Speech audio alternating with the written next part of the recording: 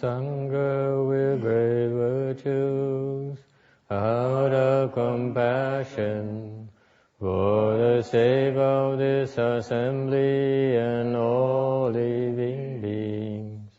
Please turn the wonderful Dharma wheel to teach us how to leave suffering, attain bliss, and birth and death, and quickly realize non-birth. Cung tịnh đại đức tận tình, vì thứ pháp hội cấp nhất thiết chúng sanh. Xin chuyên diệu pháp luân giao đạo ngã môn, như há liêu sanh tự ly khổ đắc lạc, tất chứng vô sanh.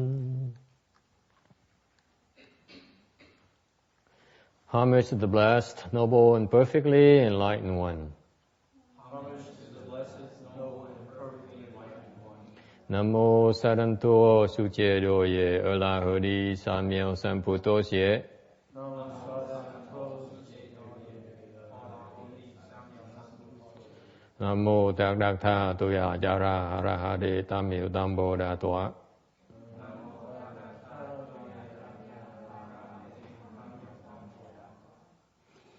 The unsurpassed, deep, profound, subtle, wonderful Dharma in 100,000 billion aeons is difficult to encounter. And now that I've come to receive and hold it within my sight and hearing, I vow to fathom that's one's true and actual meaning.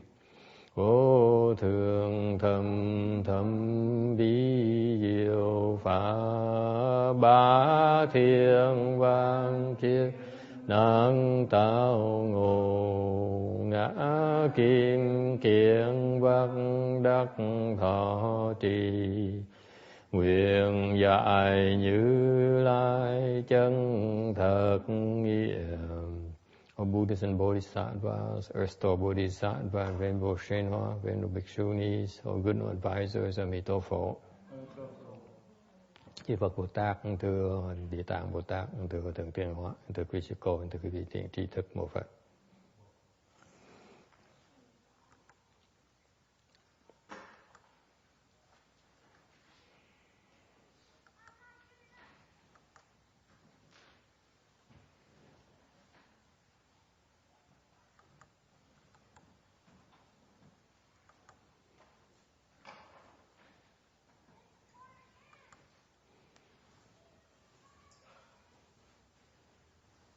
Slide 592 ở cái tấm số 592 of Earth Store Sutra của Kinh Địa Tạng. The sutra also mentioned their smaller hells. The Avicii hell, có những cái địa ngục nhỏ khác. Cái ngục Ati. The sufferings are 1,000 worse than the other hells. Cái ngục Ati là cái địa ngục mà cái cực kỳ khổ. They have 7 layers of iron walls, 7 layers of iron nets, and 7 layers of knives and sword force. Cái ngục này nó có 7 cái lớp tường sắt, 7 cái lớp lưới sắt và 7 cái lớp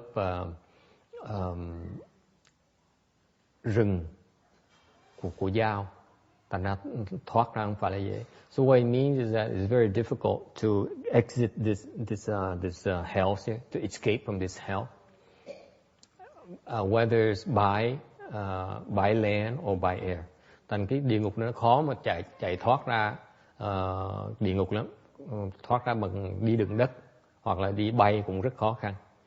There are also the subsidiary hells to the Great Avicii hell. Mấy cái địa ngục đại địa ngục này thường có những cái địa ngục nhỏ xung quanh đó. Thành ra, so what happens is when you get out of the Great Avicii hell, you then enter the next subsequent smaller hells. Đó có nghĩa là gì? Cái đại khái là Một khi mình thoát được cái đại địa ngục rồi, cực khổ dễ sợ rồi, mình tưởng mình chưa, vẫn còn tiếp tục ra cái địa ngục khác nhỏ hơn, vẫn còn để mình qua cái cõi khổ để chịu trả cái cõi khổ tiếp, chứ không phải là một địa ngục là xong đâu. So what happened is that all the hells have smaller layers of hells where the suffering is less and less. Những cái địa ngục á, nó có từng cái lớp, từng lớp địa ngục, nó càng ngày cái khổ nó càng bớt hơn một tí. Why is that? Tại sao như vậy? You know why? Because when you commit offenses, folks, you commit the same group of offenses of lighter degrees and so on. That's why these hells are manifest for you to undergo those retributions.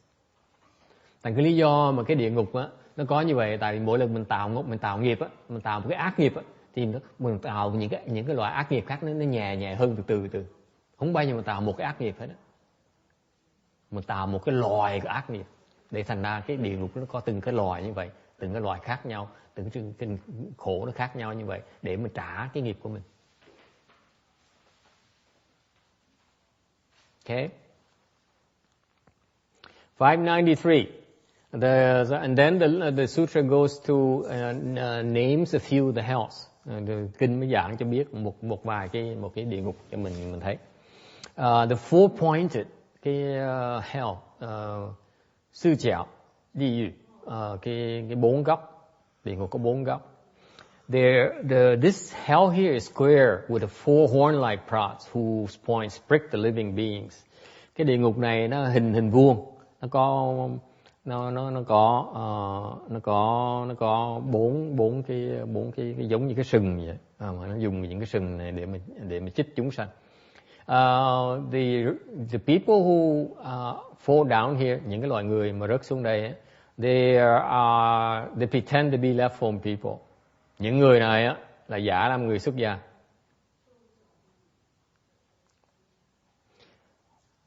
When they are left home people, they indulge in defiled pleasures and lose their purity.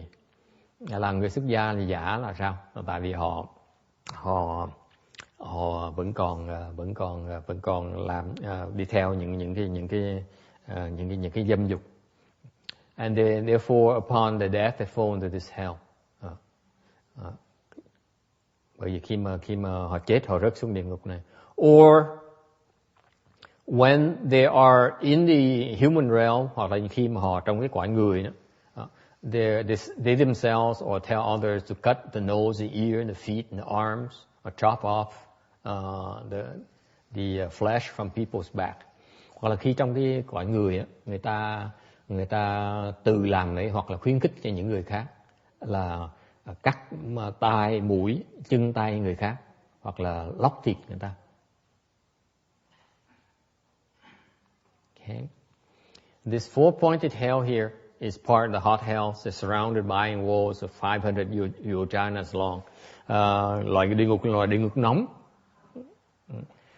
Nó được mà bao vây bằng một cái tường bằng sắt, nó dài 500 do tuần. And there's a rain of fire and iron that falls from above. Trong vào cái địa ngục này là bị cái mưa của lửa, mưa sắt nó rớt xuống.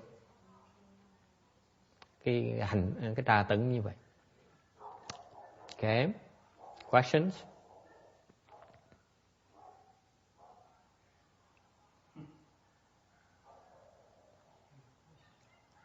This is not a good place to be.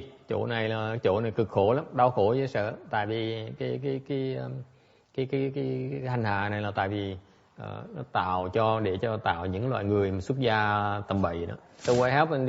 This hell here is designed for the people who, especially the left home people who have defiled with comportments. Có những người xuất gia mà không giữ cái giới dâm dục đàng hoàng. Thành họ tạo cái nghiệp, làm cái chủng tử để rớt xuống cái địa ngục này. Okay. I'm saying that because it's quite common kind of mistake.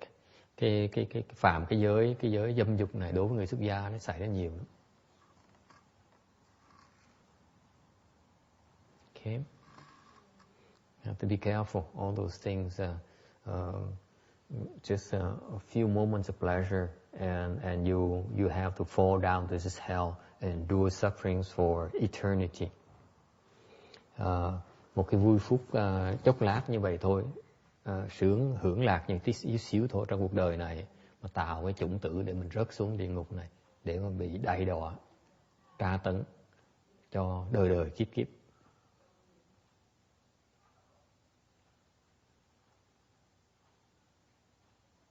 Okay. In particular, there are out there where, for example, the Japanese are known to have a married life. Những bên Phật giáo Nhật Bản ta cho phép gọi là tân tăng, ta cho phép người xuất gia có gia đình. Họ giàu có không thể tưởng được. They're very rich. These Japanese level people. It's like they have like no different. Their structure is no different from the spiritual or religious royalty. Cái chế độ họ là giống không khác gì như cái loài vương tộc bên tôn giáo vậy đó. Là họ đẻ ra con, xong rồi có gia đình, đẻ ra con, xong những con họ của cải, họ giàu dễ sợ. Con cái họ cho tới những trường học đặc biệt cho những người xuất gia thôi. Con cái để sau này họ làm, họ nối ngôi cái cha họ giàu không thể tưởng được. They're very wealthy in Japan. They have these royalties, these kingdoms where they inherit these from their parents, and they're very powerful, very wealthy. For example, there's such temples in Hawaii. They were paying like $4,000 of salary to the priests. Chẳng như bên Hawaii có những người mà họ làm trong cái hệ thống Nhật Bản này, mỗi tháng họ được trả 4.000 đồng tiền đô la, tiền lương thôi.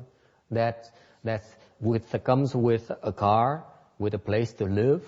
Okay, the $4,000 is basically the salary in addition to the housing and all the car allowances. 4.000 đồng là mới tiền lương thôi, chứ còn họ cũng có chỗ ở, có xe cộ, ăn uống nó đầy đủ. Okay, those are lower levels. Very, very wealthy. Okay, and they call themselves priests. Họ coi đó là người xuất gia và Phật giáo. They wear monks' clothing and such. Or what about the Tibetans? Hoặc là người bên Tây Tạng, họ có một cái môn phái, họ có lập gia đình. The Tibetans, they also have a sect, Buddhist sect, where the monks and nuns have families as well. The Dalai Lama talked about it. Ông Dalai Lama ông nói về cái chuyện này. Okay. He said that Dalai Lama nói rằng là ông công nhận là có một cái phái bên Tây Tạng, họ luyện công, họ coi cái chuyện tình dục là một cái phương tiện để luyện công, và họ nhập được định. So ông chứng minh được cái đó. So the Dalai Lama certified that there is a sect in Tibetan Buddhism where they use sex, the sexual act as a form of practice, and they enter samadhi. It's true, they enter samadhi. He's certified. Okay. It came up. I don't know about them, but I can tell you that if they engage in those kind of activities, their samadhi level is not that high. Tôi không biết là cái phương pháp của tu ra sao, rõ ràng là sao, thì tôi có thể nói cái gì rằng những người mà họ theo những cái đường lối tu hành như vậy, vào vì cái dục vọng, nuôi cái dục vọng như vậy, tôi cam đoan cái gì rằng cái trình độ họ không có cao đâu. They can reach at the highest level. Trường họ cao nhất là gì? 8th level samadhi. That's it. Cái định lực họ cao nhất á, là phi tưởng định, chứ còn không thể cao hơn được.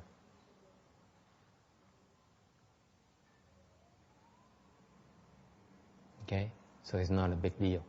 Nếu mà tu Phật pháp, tu đại thừa như vậy, if you cultivate Mahayana, you practice Mahayana dharmas, and you only reach 8th level of samadhi, it's nothing. Tu pháp đại thừa mà mới đạt được phi tưởng nó cần gì theo đại thừa làm gì? Theo tu tầm 7 cũng được. Okay. Next, 594. 594. There's a hell called flying knives. Có một cái loại địa ngục tên là phi đao. Đao luân địa ngục. Đao luân địa ngục, also known as the knife wheel hell. The knives suddenly appear and fly at people and chop them and kill them, and then they undergo rebirth again to endure the suffering repeatedly. Có những cái dao bùn như nó hiện ra trong khung, nó bay tới, nó đâm mình trên lúc mình chết luôn. Rồi khi mình chết thì được sống lại rồi mình dao tới tiếp tục nó đâm như vậy. Okay.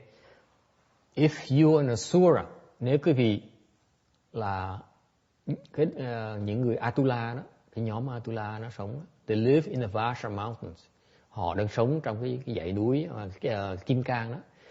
They suffer similar kind of retribution. Họ qua những cái cảnh giới giống như vậy.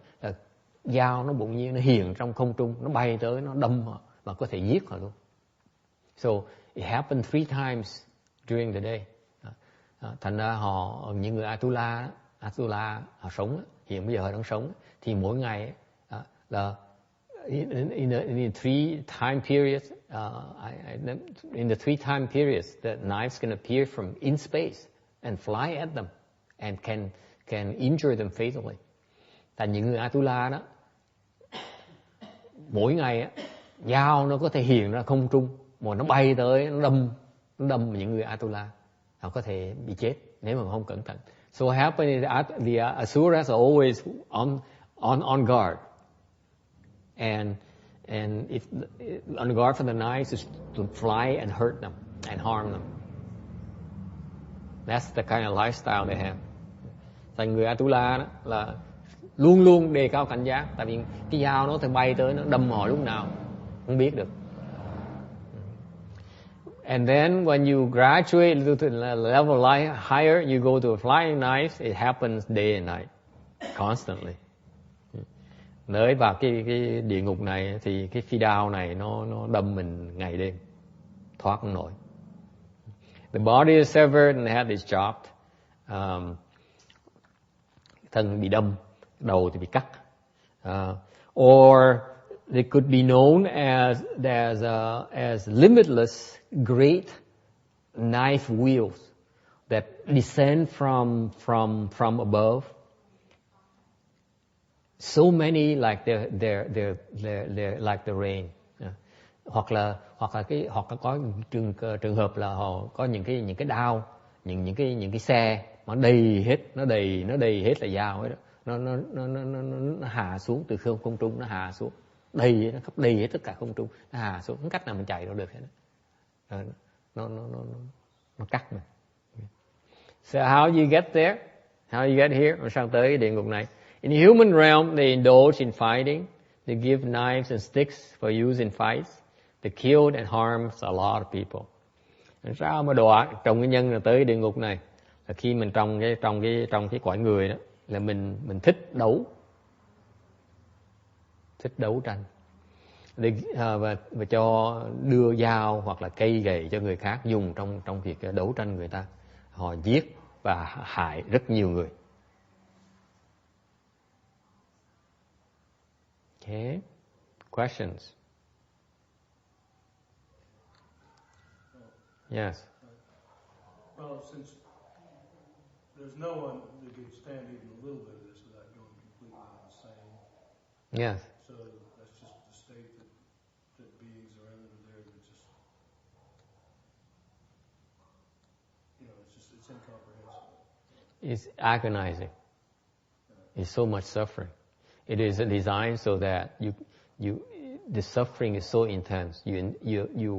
You experience intense suffering that gets more intense and more intense, more intense. You die, and then The nature, the suffering is such that the pain is agonizing.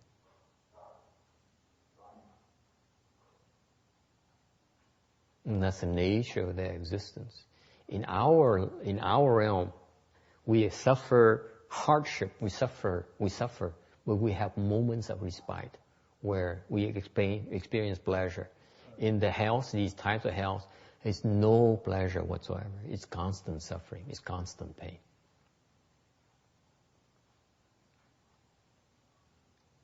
Ông hỏi là những người làm sao ai mà chịu đựng nổi cái này, mà không có điên được. Thì tôi giảng nghĩa rằng cái cõi mình khi mình khổ thì mình còn có lúc mình sướng. Và như lúc mình ăn uống mình có tí sung sướng ở trong. Okay. Chứ còn thành cái khổ mình nó lâu nó được sướng. Còn những trong cái địa ngục này nó chỉ khổ thôi, không có biết sướng là cái gì hết. Mà càng ngày nó càng khổ, càng ngày nó càng đau đớn, lúc nào cũng đau đớn hết. Mới gọi là địa ngục. The nature of the health is that we go down there to endure suffering, period. Nothing else. Your raison d'être, cái lý do, cái địa ngục á, cảnh giới địa ngục á, mình xuống địa ngục để làm gì? Mình xuống địa ngục để chịu khổ, để chịu đau đớn, để bị tra tấn. Okay. Cái lý do mình xuống đó là để mình chịu cái đau đớn, để chịu khổ thôi, chứ còn không có lý do nào khác hết. So the only reason for you to live in the health is that to suffer, to endure the suffering, to endure the pain, the agony of suffering. That's it. No other reason why you're there. Right. And it goes on. You said it goes on. It never ends. Or it never ends. It never ends until it goes on for like forever. Epics. Just never stops. It never stops. The nature of suffering is incredible. Cái khổ, cái địa ngục nó dễ sợ lắm, tại như vậy nè.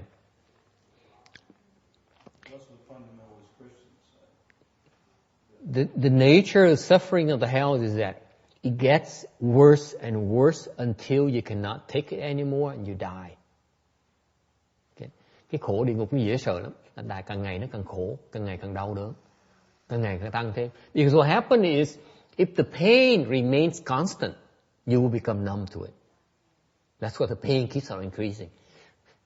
Nếu mình đau khổ, mình đau đớn á, mà cái đau nó không tăng thêm thì càng ngày cái người mình á, mình sẽ bớt đau.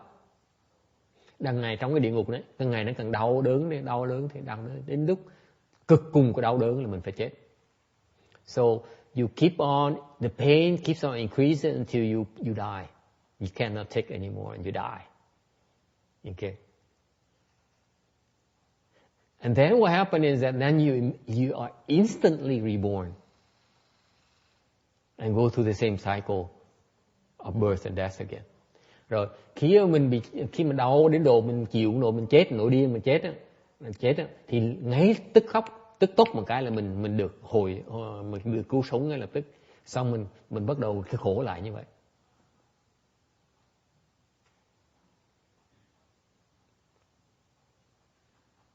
Okay? So you do get instantaneous moment of respite during birth and death. Thành khi mình chết á, lúc mình chết và lúc sống á, lúc sinh lại á, mình có được ngưng lại tí xíu ở đó. Rồi xong mình tiếp tục khổ. That's it. It's a scary place, folks. Nói mình cả mấy cái địa ngục này nó hơi khó tin một tí, nhưng để thiệt ra mấy cái địa ngục cho mình biết rằng là cái mình có cái quả của lâm bầy, có cái quả phải trả cái khổ đó.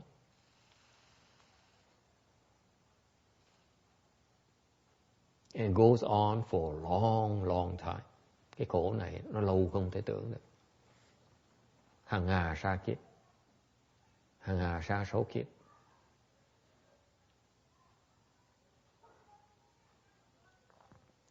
Okay? Any other questions? Another question back there. Yeah? So you mentioned about asuras. Yes. So like the soldiers, are they, when they die, gonna become reborn as asuras? They could. They could be reborn as asuras.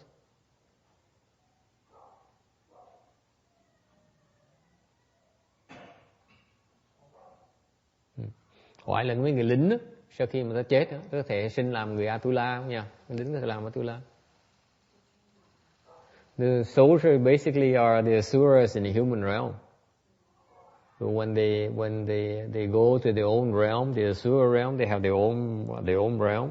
That's when they suffer these knives retribution. It's not uncommon for them to get hurt, get chopped, and get injured, get chopped up, and not die. Okay, it's a skill they need to develop to avoid this, to dance and avoid these flying knives. Cái người Atula khi mà họ vào cái quả Atula đó là bị phi đao nó bay tới, nó bắn, nó phóng tới, nó cắt mình, nó đâm mình. Thành họ phải có cái công phu để mà né mấy cái phi đao nó mới không bị hại. Yeah. Mấy người đó ở trên thế gian này nó tạo nghiệp gì mà nó xuống ở địa ngục này hả? Trong địa ngục này họ thích xin lỗi hồi này không có giảng. Trong cái lúc làm người á thì thích đấu tranh, thích đánh lộn, rồi họ cho dao hoặc là cho mấy cây để dùng ta đánh nhau. Okay. Và họ giết và hại rất nhiều người. Cái nghiệp nó tạo như vậy. Yes. Theo như khi trường hợp mà người lính học gác đèn vì giống như bổn phận hay là vì protect, vì self defense, vì cái trường hợp đó có bị xử lý được không? She's asking is, suppose you are a soldier, because of your soldiering responsibility, you go out there and you harm and kill people. Are you creating, will you fall to the hells? Quý vị nghĩ sao? What do you think? Are you exempt? Just because you have good reasons? Mặc dù mình có chính nghĩa mình phải làm gì, nó có lý do mình làm mấy chuyện đó, có nghĩa mình được miễn không?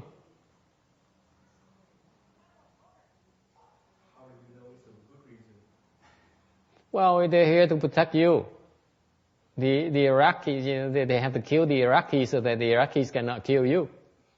Seems like good reason to me. Is that a good reason to kill the Iraqis? Not killing that many. If you ask them, they say, yeah, it's a damn good reason.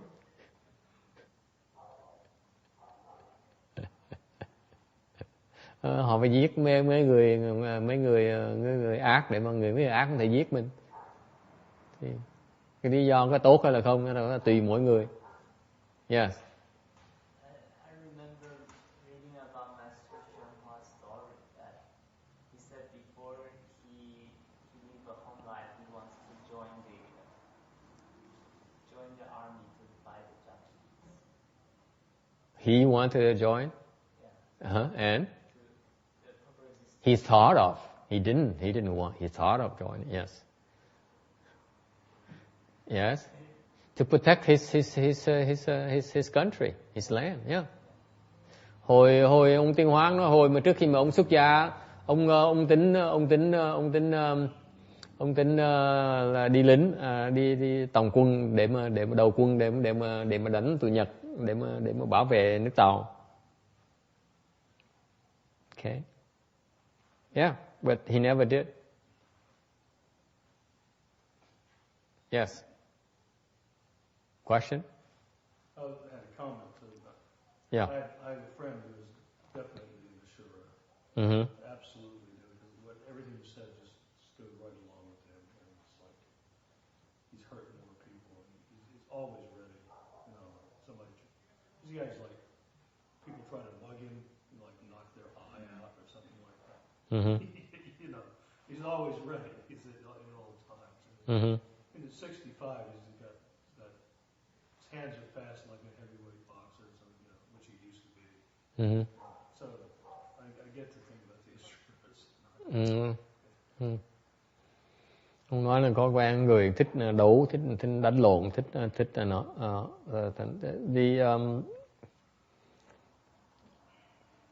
No matter what your motivations are, Okay, when you create offenses, you harm others, you have to undergo retribution. Mặc dù mình có chánh nghĩa, nó không có chánh nghĩa, nó không quan trọng. Khi mình hại người ta, mình phải trả cái giá, bằng cách mình chịu lại cái khổ này, phải rớt xuống địa ngục này để trải cái khổ này. Okay, no two ways about it. Okay, you commit offenses, you create the seeds for you to fall to the hells. Tạo nghiệp thì mình tạo cái chủng tử để trong tương lai mình sẽ rớt xuống địa ngục để mình trả những cái nghiệp đó. Fiery arrows, hell, cái địa ngục tên lửa,火箭. Your body is pierced by countless fire arrows. Cái thân mình nó vô hàng hà sa số cái tên lửa nó bắn qua thân mình.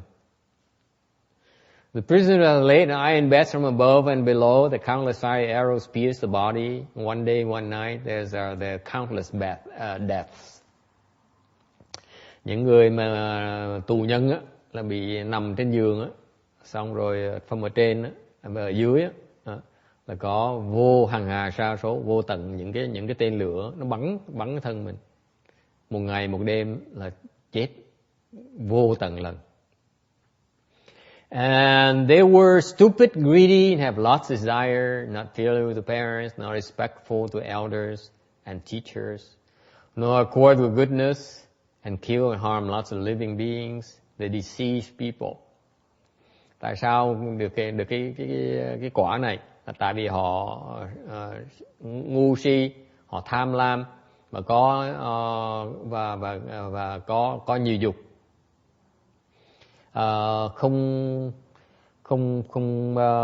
Không hiếu với cha mẹ, không kính trọng những cái trưởng lão và những thầy, không thuần theo cái thiện, thuần theo cái tốt. Họ giết và hại rất nhiều chúng sanh và họ bịp rất nhiều người. Okay. Anyone know anyone like that? Có biết ai như vậy không?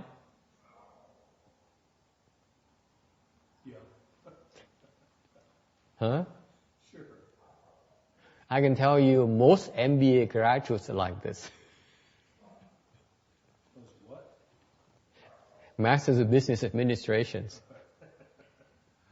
Tôi nói cái biết. Her husband's going for his MBA.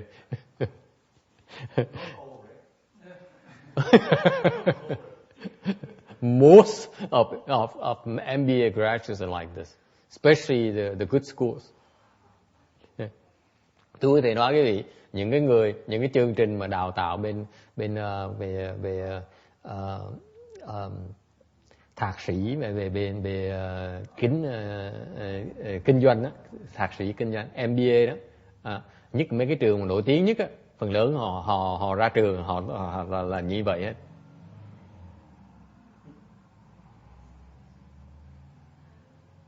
Okay, let me elaborate for you.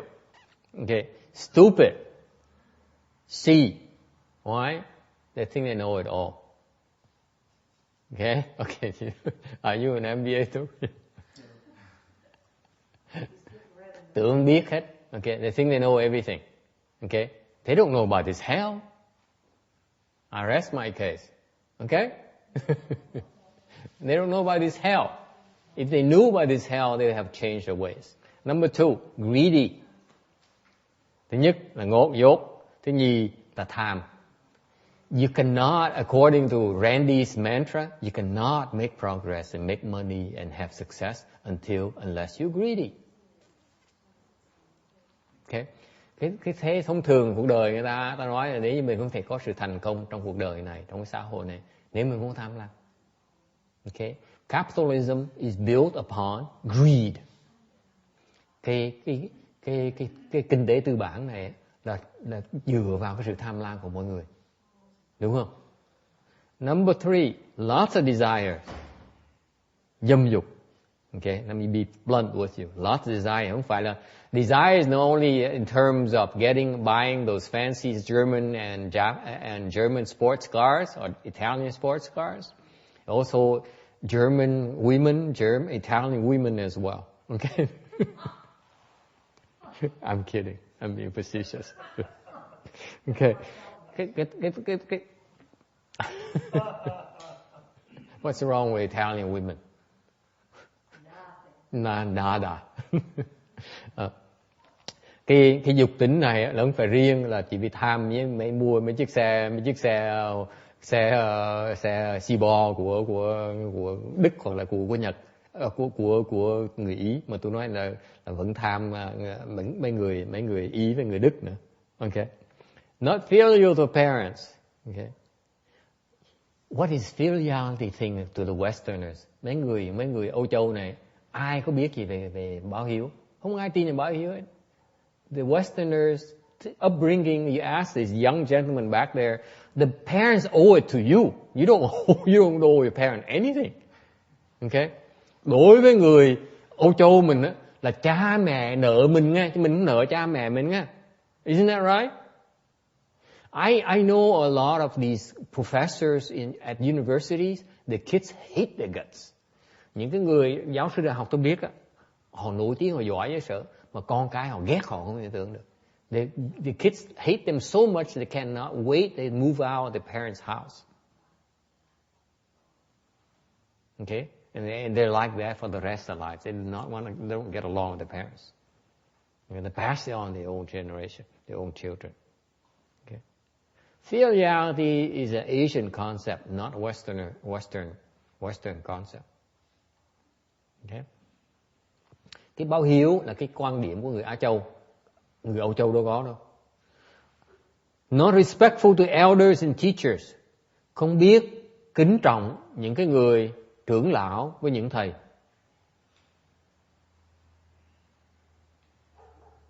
Rings a bell hả Ước? Hả? MBA graduates are extremely arrogant. Okay. Những cái tôi không biết những người khác, tạm biệt dài như not all of them, but I know the good ones. I know from the good schools. Những cái tuổi mà tại trước tôi gặp những cái người mà học trong những cái chương trình mà MBA mà những cái trường mà giỏi nhất á, trong nước này, okay, là tụi nó ngào dễ sợ. Tôi biết tôi nói vậy là không ai, những người đó không bao giờ tới cúng với tôi không bao giờ nghĩ cúng tôi anyway, tôi không care. I know when I talk like this, I know I denounce their arrogance. I know they never ever come and make me an offering, but then I know they will never make me an offering anyway, no matter what I do. So what do I care? Mình nói xấu cho đã. But I don't get it. These guys, they're so arrogant, especially from the good schools. Những cái người mà học ra những cái trường học, đại học nổi tiếng mà giỏi đó, họ ngạo không thể tưởng được, họ khinh người không thể tưởng được. Okay? Not according to goodness. Cái này cái tệ nhất. Bù xuân san treo. Những cái mình dạy người ta về cái thiện, cái tốt á, không nghe lời.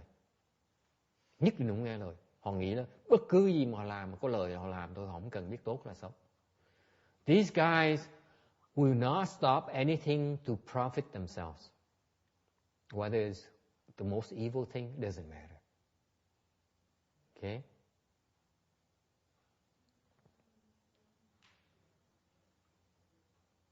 What's their rationale? Họ nghĩ là sao? You will not be there. Họ đâu có lo cho họ, trong tương lai họ sẽ bỏ, họ đi rồi mà họ làm xong rồi mà. Okay. Họ lấy ra tiền, họ về, họ đi chỗ khác rồi. Những người sau lãnh đủ thì họ đâu cần biết. The mindset is that what is this goodness thing? Who cares? Because as long you have your money, you get paid, and you move on, who cares? Something wrong with that kind of thinking. Master Zen, male thing more than a female thing. Female too, my dear. I would tell you that I don't know about the others, but I know about the female MBAs. They're like this too. They're no different from the males. It's a self-serving group. They only know. I know I'm touching some people. I'm touching some soft spots here. Okay, these people, they only know how to serve themselves. That's it. They don't care about anyone else. It's incredible. And these are the movers and shakers of the industry. It's incredible. Những cái người này dễ sợ. Because I know this young man is this age, and he listens to these things, and I want to create a kind of impression on the young people. There's a price to pay when you commit evil. When you commit offenses, you will have to undergo retribution. You cannot think short term. Không thể nào mà chỉ là quá thiển cận. Mình làm bậy, mình phải trả cái giá. Không cách nào mình chạy đâu được hết. Okay? No one is exempt from that. Không ai thoát được cái này nha. Okay?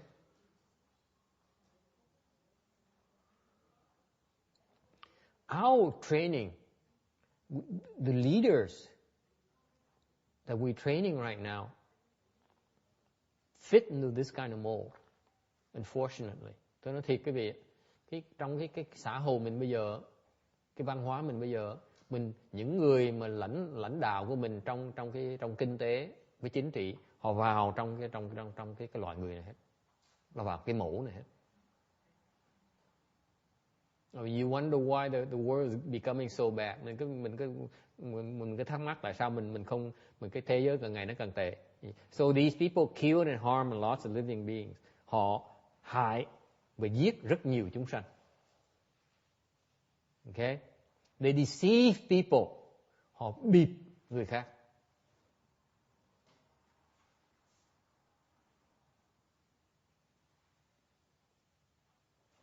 Okay, folks? This is our reality. Cái thực tế của cái xã hội mình là như vậy đó. Họ tạo những cái nghiệp như vậy.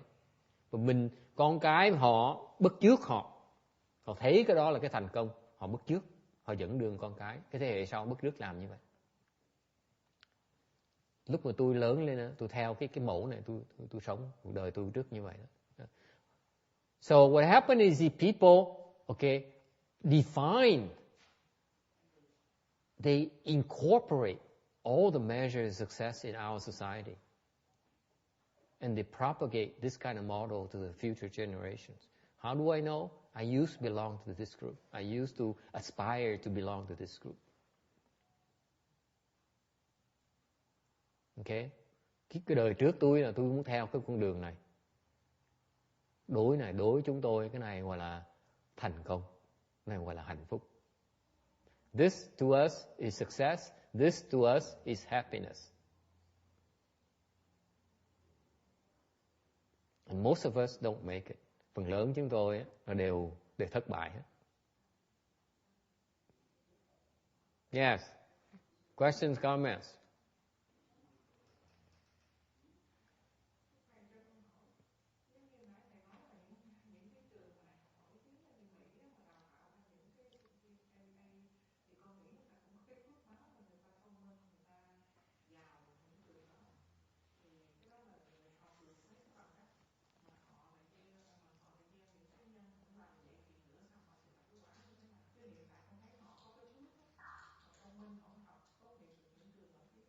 So she says these people who are into these famous and good programs, training programs, of course they have the blessings and the smarts to belong.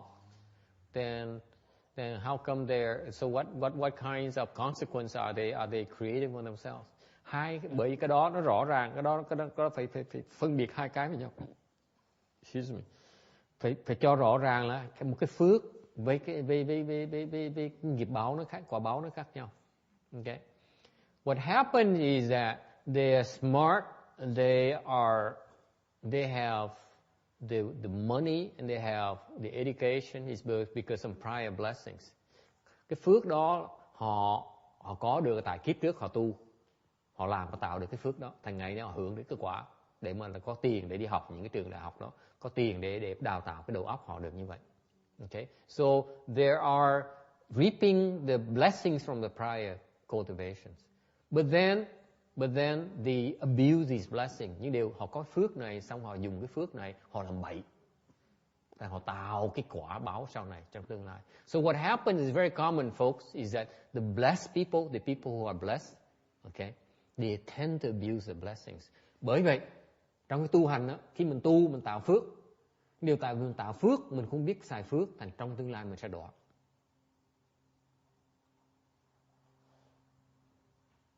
Okay? So what happened is that, for example, I'll give you this example. I love to give to see. I love to watch this happening because I see, for example, the Vietnamese are very good at cultivation. Cái do quý vị thấy, người Việt Nam á, là có cái khiếu tu, thích thiền, thích tu. Okay? Or the Chinese are just the opposite. Người mà gốc Tàu á, thì người ta cái khiếu người ta là khiếu làm phước.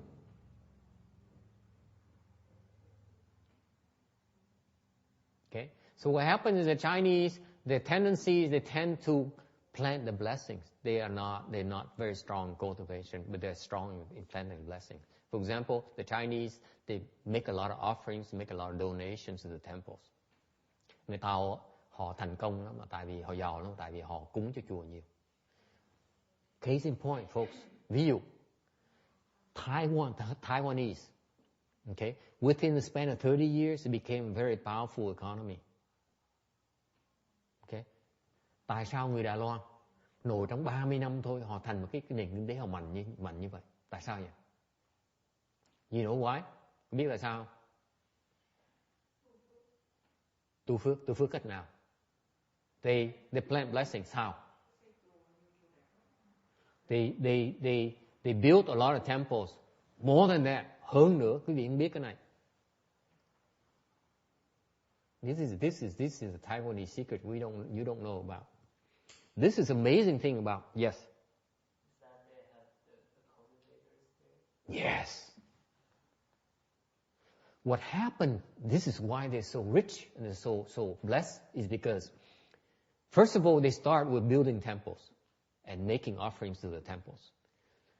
Lý do họ giàu thành công tại vì họ có cái truyền thống người Trung Hoa, nhất bên Đài Loan, là họ xây chùa, họ cúng cho chùa. Okay? So they create the environment for people to cultivate. Họ xây chùa, họ cúng cho chùa thì họ tạo được cái phương tiện cho người ta tu. Người tu thì chuyện gì xảy ra? Người tu ra, người ta thành quả. So what happened is that they created all these temples and created a system where they are very supportive of the cultivators. By the way, all this came from Taiwan. You know that? Ví dụ nói cái gì nghe, những cái áo tôi mặc ngày hôm nay, đồ tôi mặc ngày hôm nay là từ Đài Loan tới. Mười mấy năm rồi từ Đài Loan tới. Not Vietnamese, not American, Taiwanese. You realize that?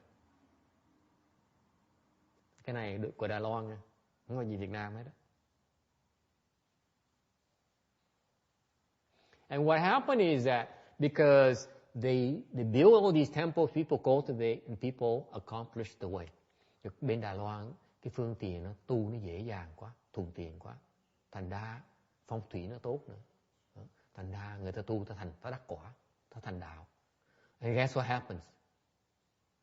They continue to go and make offering to these sages. Họ tiếp tục tới, họ cúng cho những cái người đắc quả. Thành phước họ lớn không thể tưởng được. This is why the blessings are incredible. That's why they're so rich. Vì vậy họ mới giàu. Họ cúng những người đắc quả, giàu không thể tưởng được. The Chinese saying, you make offerings to 1,000 people, among the 1,000 sanghas, there will be an arhat. Người văn hóa người Tàu, người ta có cái phong tục ta nói rằng kiếm thiết trai cho 1.000 vị người tăng ni, thì trong 1.000 người đó chắc chắn sẽ có một người A La Hán. Chắc chắn sẽ có một người A La Hán. That is true. You know that? It is so true. That's why the Chinese, they would set up these huge vegetarian feasts. They invite a lot of sanghas over and they make offerings like crazy. Người bên Đài Loan á, ta có cái phong tục á, người ta thiết những cái đại trai tăng, rồi mời những người tăng đi tới, cả ngàn người tới á, để cúng dường cho họ, because they know that they will be making an offering to an arhat. Họ biết rằng á, nếu họ cúng cho 1.000 người tăng ni như vậy, họ sẽ cúng ít nhất một người tăng, người A La Hán ở trọng á, tứ quả A La Hán trọng á. This is why the Chinese are very smart about it. The Vietnamese don't know that. Việt Nam có không? Việt Nam có cái pháp đó không?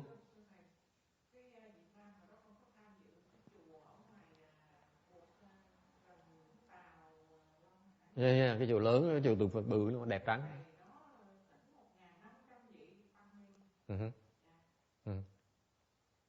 So she said in Vietnam they have the kind of Dharma assembly. Okay. Nhưng cái này là cái văn hóa người Tàu, tao nói là cứ lo mà thiết một cái trai tăng 1.000 người đi, trong đó sẽ có A La Hán. Việt Nam đâu có đâu, Việt Nam chỉ thiết 1.000 người làm lớn cho đẹp vậy thôi, bất chước vậy thôi, chứ còn đâu có hiểu là trong 1.000 người đó sẽ có một người A La Hán ở trong.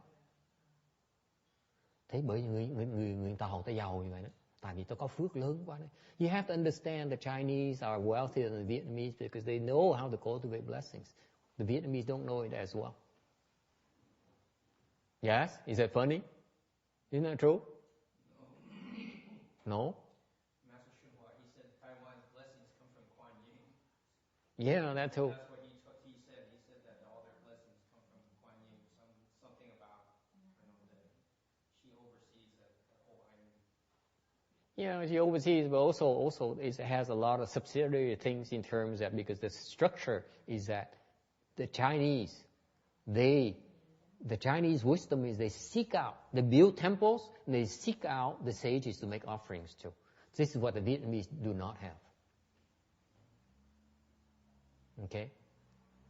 Ông nói là bên Tuyên Hóa, ông nói là cái Đài Loan nó giàu tại vì nhờ ngài Con Âm giúp đỡ. Tôi nói có Con Âm giúp đỡ, tôi nói như đến phần quan trọng á, cái ý tôi muốn nói là cái văn hóa người Tàu, người ta biết có cái pháp ta trồng phước. Cái phước cách nào? Ta xây chùa, ta tạo cái phương tiện người ta tu, xong rồi ta kiếm những người thánh nhân ta tới ta cúng dường. Bởi vì cái phước người ta lớn không thể tưởng được.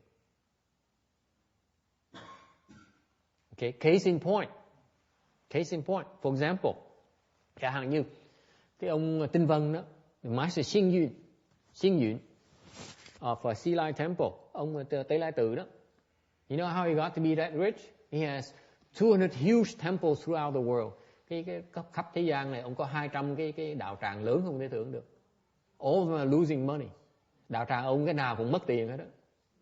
Trừ đạo tràng duy nhất. Ngay Tế Lai Tự cũng là mỗi tháng đều hụt tiền hết. Si Lai Temple, every month they're losing money. The only 2 temples that are making money throughout his system, 2 in Taiwan. Có 2 cái đạo tràng ở Đài Loan là làm ra tiền, còn mấy đạo tràng nó đều hao tiền hết, hụt tiền hết. Okay? So how do you get to be that rich? Sao ông giàu như vậy? Master Xinhua says, ông Tuyên Hóa ông giảng, ông Tinh Vân đời trước á, là ông cúng cho một người Bích Chi Phật. In a prior lifetime, Master Xing Yun, according to Master Xinhua, made an offering to a Pratyeka Buddha. So the Pratyeka Buddha said, what do you want from your offering? What are you hoping for? Người Bích Chi Phật mới hỏi, con muốn cái gì?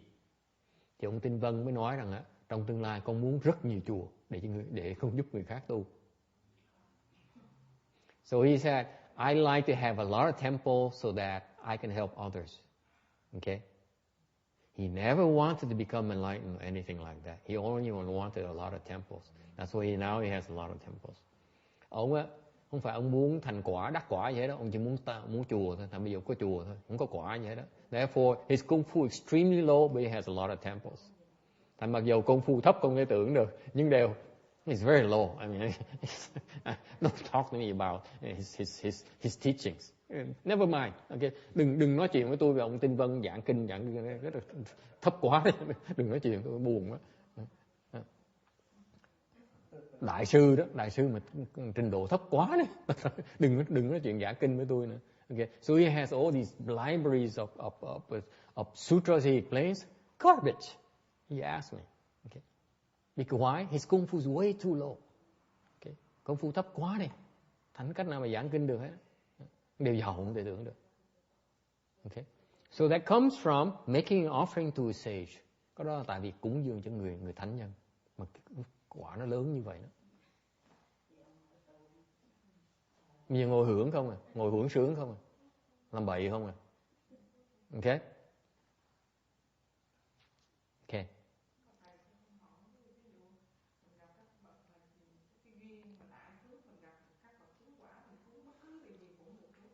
Đúng cái gì cũng được, lớn không thể tưởng được, phước lớn không thể tưởng. Cái khổ là người ta mình thấy người ta không được. Mấy người ta chứng quả rồi, người ta đâu có nổi tiếng, đâu có muốn người ta biết đâu. She says any kind of offering, any kind of offering you make to these sages, your blessings are tremendous. But the problem is that you don't know where they are. Cái khó khăn là không biết họ ở đâu rồi. Nếu mà dễ như vậy thì ai cũng giàu hết rồi. If it were that easy, everyone would be so wealthy already. Thành bí vậy, người ta không biết khôn, mới cúng 1.000 người. Bây giờ tôi kiếm được, bây giờ tôi dù 1.000 người tới thôi, là tôi chắc chắn cúng được một người. Thấy người ta khéo rồi. You see, this is why the Chinese wisdom is better than Vietnamese. They say since we cannot identify these sages, we don't know where they are. All we have to do is create these vegetarian feasts and invite 1,000 of them to come around. That we know they're going to be one at least. Go for the number. Yes, they have the dharma. You have to respect them. They have the wisdom right there. Okay, so what happened is in Taiwan and bên Đài Loan, ngay bây giờ này, nowadays they still have that practice. They would invite a lot of sanghas to get together, and they would buy plaques like crazy. Bên Đài Loan vẫn làm bây giờ vẫn làm chưa? Họ mướn một cái hội trường lớn thiệt lớn, xong họ mời biết bao nhiêu tăng tới, họ chở xe bus tới từ khắp Đài Loan, chở tới xe bus tới để ăn buổi trưa thôi. Tức cười lắm. I was there because I was one of the sanghas.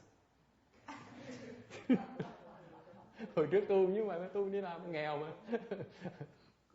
So what happened is that they invite all these, they truck all of us.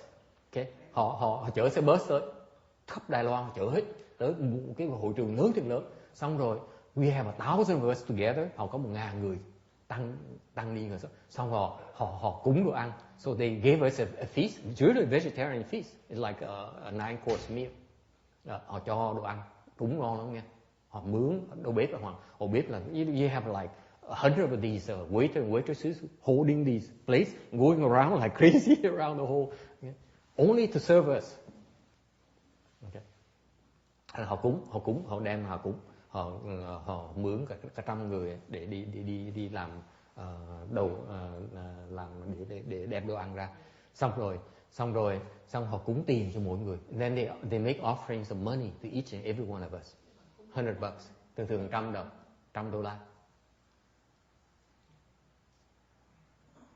I'm telling you this because the Vietnamese don't want to imitate this. Họ cúng một người cúng $100. So what happens is that for 1,000 people times 100, how much money is that? $100,000. 100.000 đồng tiền, cúng 100.000 đồng, dễ sợ. Người Tàu chơi như vậy. Thành ra người Tàu nó giỏi cho đó, dám bỏ 100.000 để cúng A-la-hán. Giàu, lấy lại.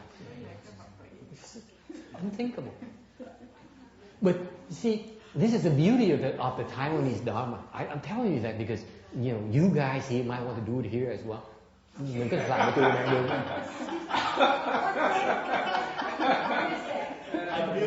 What's the point of learning about this and you don't do it? Huh? Tôi nói để cái gì làm? Tôi làm biết mà làm nhé, không biết không làm. What happened is that this is very smart. They spend this money. So what happened is that they offer food, they offer money. So all these sanghas will come. Okay? They don't care who you are. They invite you. If you're a sangha member, then this is what you're supposed to do. Họ hay lắm, họ cúng bất cứ người nào tăng nào muốn đi đó họ được mời đấy. Họ không dám từ chỗ ai hết. Cúng là không được phân biệt đấy chứ.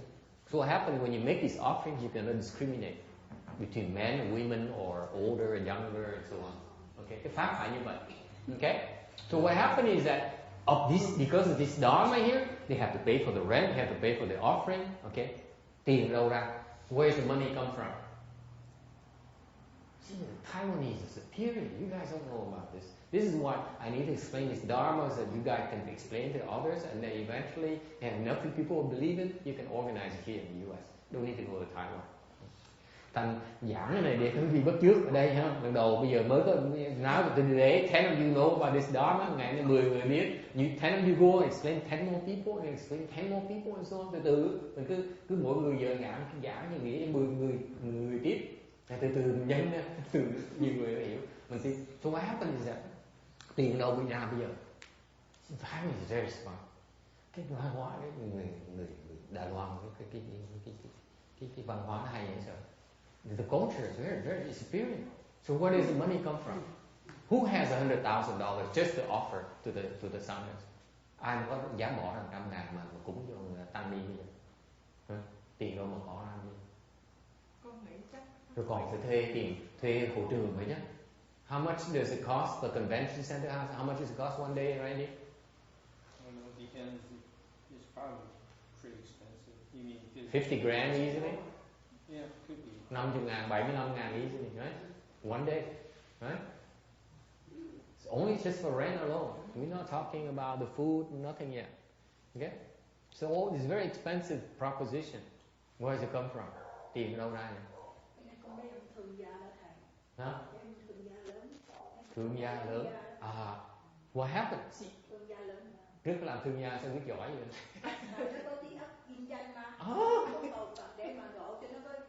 Bây giờ người ta mới giàu được. So she said, the businessmen, that's where they come from. They sponsor these events. So I asked her, are you a businesswoman? Said, yeah.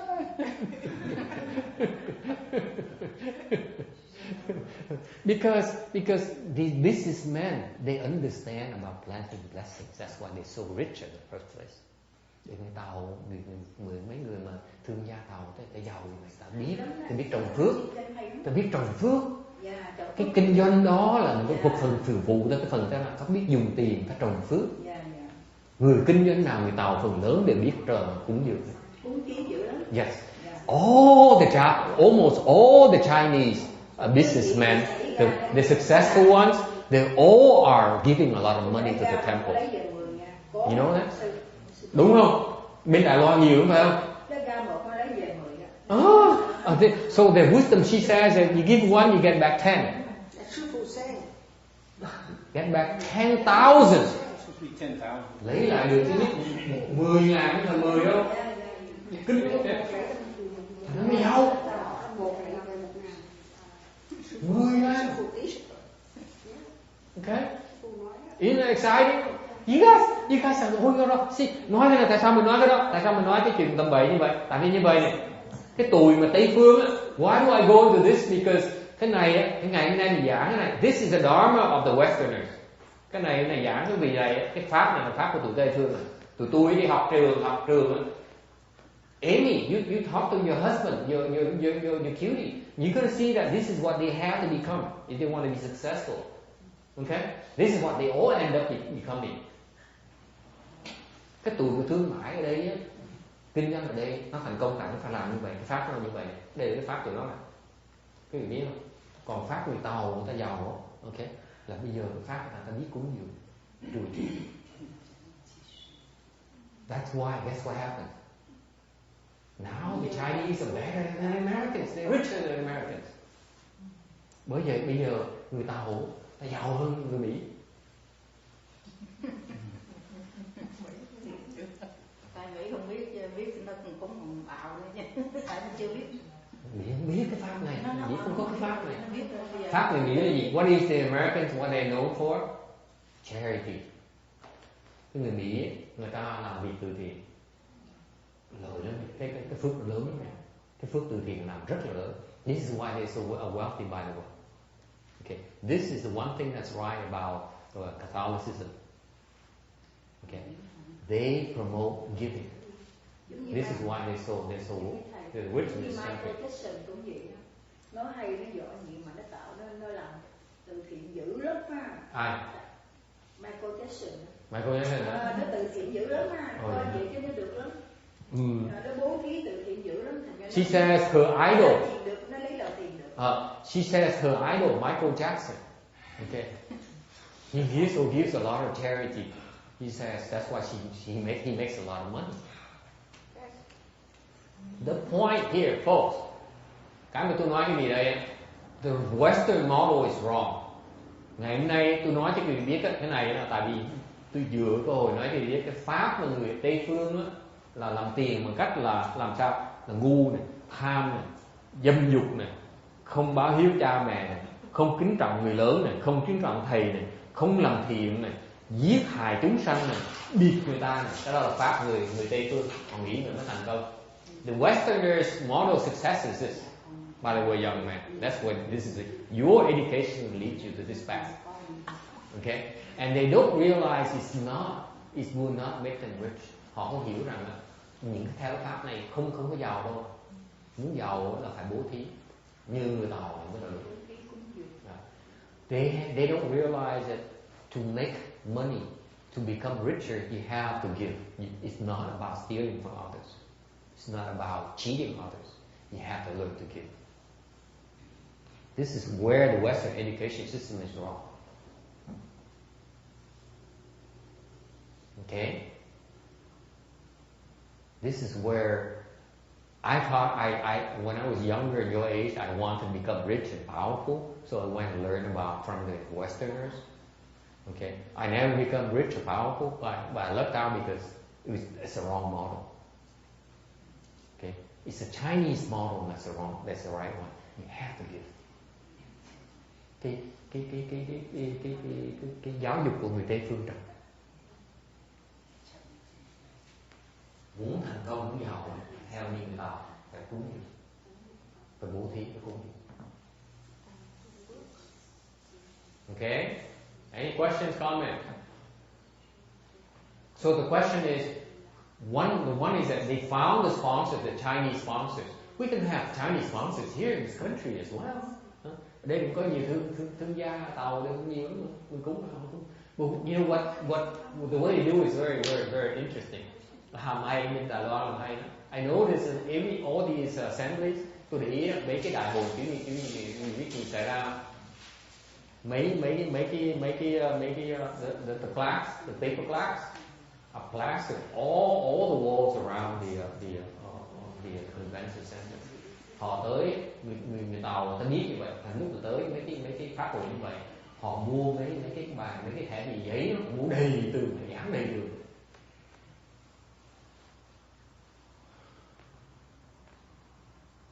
Okay.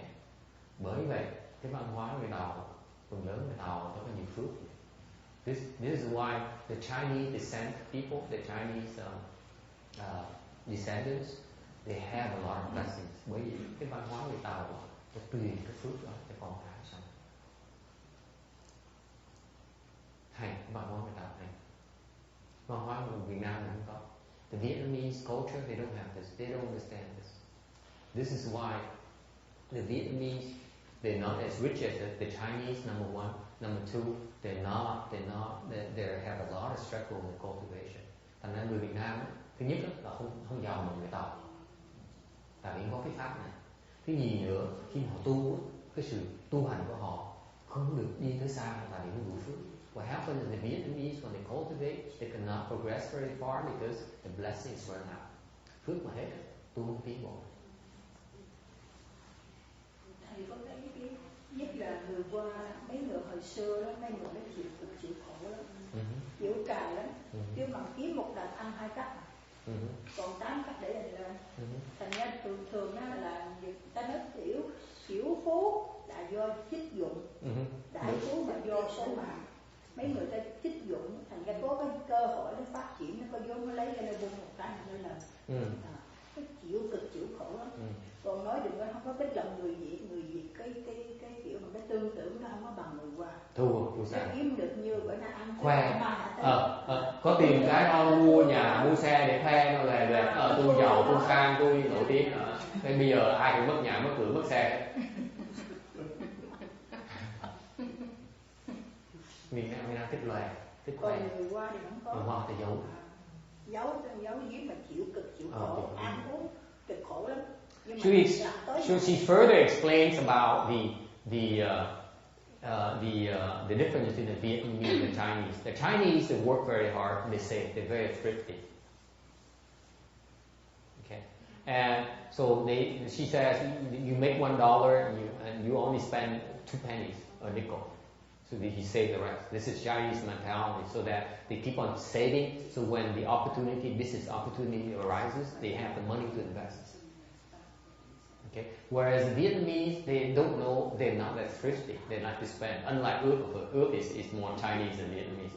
But anyway, the Vietnamese they tend to show off. They tend to spend whatever they have. They buy the fancy cars and fancy houses to show off. They have the wealth. They are well-to-do. Okay, and that's why nowadays a lot of Vietnamese are in financial trouble because they're losing a house and the cars, mortgage to the hill. This is a cultural thing. Okay.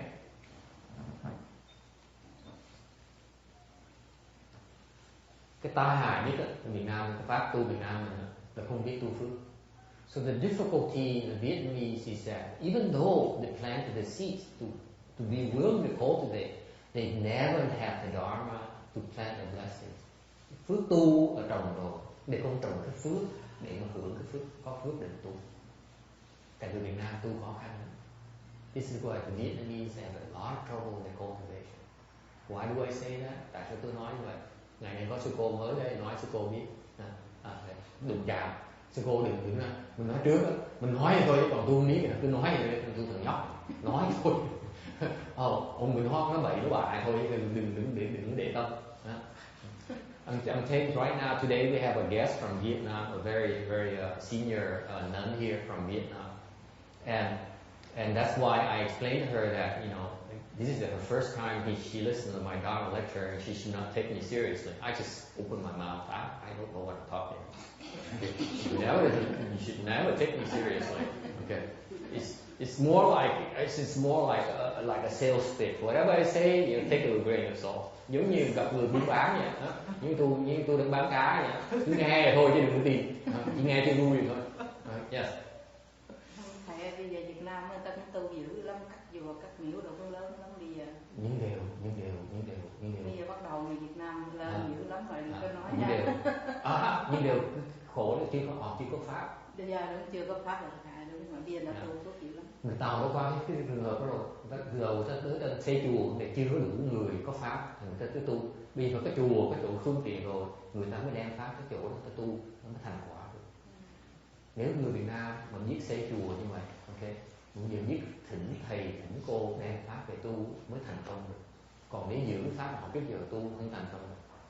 Thế cái bây giờ Việt Nam bây giờ cái chùa rồi cái dữ lắm ha. Yeah. Chùa lớn bây giờ lắm. Yeah. Thế mà không biết cái pháp tu. Có càng như Thanh Từ Hòa thượng Thanh Từ rồi, mấy con cháu cha là ủng hộ tương lai được cái pháp phát trần. Okay. Thành mặc dù xây chùa lớn, xây đền chùa đẹp như vậy, cái pháp không phải là cái pháp tu đắc quả, pháp tầm bậy. Ngày em nói tầm bậy, sư cô này này đúng không? Cái ông người thằng nhỏ mà nói dữ vậy, cái miệng mà dữ vậy, cái miệng tôi nói đừng tin vậy đó, nói vậy thôi. Tại vì tôi cắt ké, tôi nhỏ mà sư cô hiểu, mình nói bậy ai tin mình hết, không sao, tôi nói bậy không sao, mình xin lỗi sau. So I started criticizing the most famous Chan Vietnamese master because she says right now in Vietnam they build a lot of temples and give a lot of money to the temples. I said yeah, but that's only the first starting point. Without the proper dharma, all these temples will not produce the people who are accomplishing cultivation. So for example, I mentioned like the most well-known Chan master has a lot of big support. He has a lot of temples, lots of money, he has lots of followers. I say his kung fu is, and so I warned her. I said, I'm just a small-time monk in the U.S. And I'm not welcome anywhere, so I can talk whatever I want. You should never take me seriously. Okay? This is another trait in Vietnamese. Why do I say that? Tại sao tôi dám đụng chạm như vậy? Tại cái này cái lỗi lầm người Việt Nam tự ái cao, cứ nghĩ là mình phải cái gì mình biết. Tôi dám tôi cho họ vậy. The reason I keep on criticizing them because I'm criticizing their arrogance. Because they think they know everything. They think they have, let me tell you, that Chan monk in Vietnam, they have a lot of followers. Doesn't know anything about Chan. Nó thiệt cái gì? Cái ông thầy nổi tiếng về thiền sư gì đó, mà thiền sư tầng 7 đó, tôi biết gì về thiền. Nó thiệt cái gì đó. Why do I know that? His disciples are such big time they came and they complain about how to undo this, get it started. Mấy chục năm mà tôi biết đệ tử ông bị kẹt, mấy chục năm mà không ai gỡ. If he knew, nếu không biết, ông đã gỡ cho đệ tử rồi. Có gì đâu. Vô. Không biết gỡ. So what happens all in Vietnamese Chan masters. The disciples are stuck big time. They don't know how to unstuck their help unstuck the disciples. Đệ tử với ông thiền sư đó kẹt cứng hết, gặp cảnh giới ma cùng luôn rồi mà gỡ không được. Thế có gì đâu, không biết gỡ. Có nghĩa gì, không hiểu, không hiểu thiền, sao mà gỡ được.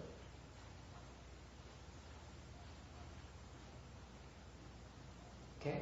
Lý do tôi đụng chạm là tôi đụng chạm tại vì tôi xin lỗi Mexico, có nhiều người có theo những thiền sư nổi tiếng từ lâu rồi.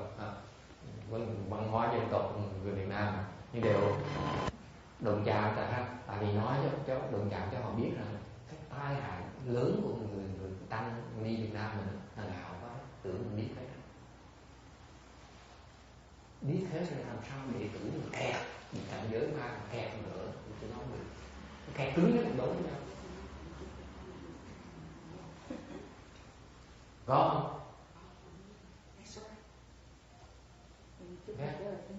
Nếu như mình học trò mình có bị kẹt, mình sẽ biết nó gỡ cái nói cho tôi sao nó tu tiếp được.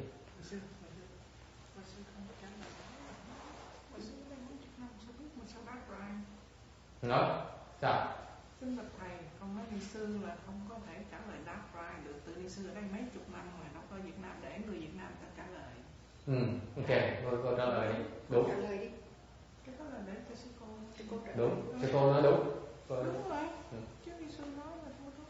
Sư góc độ. She says she's here in the U.S. and she doesn't know anything about the Vietnamese monks and nuns, so she should not answer. That's it. I agree with her. Sư cô nghĩ sao? Sư bà nghĩ sao? mới được ngày đầu tiên của nói chuyện với ngoài trên trời dưới đất không? Và Nam mô Bổn Sư Thích Ca Mâu Ni Phật, kính bạch thầy, cho con xin được chia sẻ cái của con thôi. Thì con hơi dài dòng, con mất thời gian không sao. Thì con ngày xưa con có vào Hòa Thượng Thanh Từ, thì con cũng tập môn tri vọng của Hòa Thượng Thanh Từ, thì con cũng không phù hợp với con, thì con lại từ bỏ con đi. Là cách đây gần 20 năm thì con có vào đó. Rồi con đi lâu rồi con không theo học môn tri vọng của Hòa Thượng Thanh Từ. Mà khi đắc pháp là Hòa Thượng đệ tử Hòa Thượng Thanh Từ cũng từ bỏ Hòa Thượng Thanh Từ. Ngài xuống núi, ngài ẩn tu ở dưới rạch Giá 10 mấy năm. Ngài vào ẩn tu, thì ngài theo pháp môn của, tức là con tu nội kinh, tức là 16 đêm một thiên quán mà ngài đắc quả, tức là qua cái 16 đêm một thiên quán. Hiện tại thì con cũng áp dụng cái pháp môn là tức là thiền theo hơi thở, tức là 16 đêm một thiên quán trong kinh Trung Bộ này. Tức là thở vào mình cứ nắm lấy hơi thở là làm cái chánh niệm của mình trên hơi thở thôi. Rồi trong đó có cái đề mục thiền quán là an tịnh thân hành, tôi biết tôi hít vô, an tịnh thân hành, tôi biết tôi thở ra. An tịnh tức là làm cho cái thân mình an hoặc làm cho tâm mình an được thay. Cái kinh là nổi tiếng nhất, về thị thương đó. Dạ, con cho con thiền thị thương. Dạ. Sau đó thì có cái tác pháp gọi là cái 51 cái món tâm sở này thay. Thì trong đó có cái món là tác ý á, tác ý gọi là tác ý liên tục về cái hơi thở và cái đề mục đó. Thì mình làm cho cái thân mình an thì mình không có bệnh. Thì mình làm cho cái tâm mình an thì cái phiền não có thể từ từ nó lắng xuống. Thì con thấy là cái pháp môn này thì con theo Hòa Thượng Thông Lạc. Hòa Thượng Thông Lạc. không là hòa thượng ấy không có nổi tiếng, thì con thấy là tự nhiên con thấy con khi mà ác pháp nó tấn công con á, hoặc là những cái dục á, nó không có ít sinh khởi.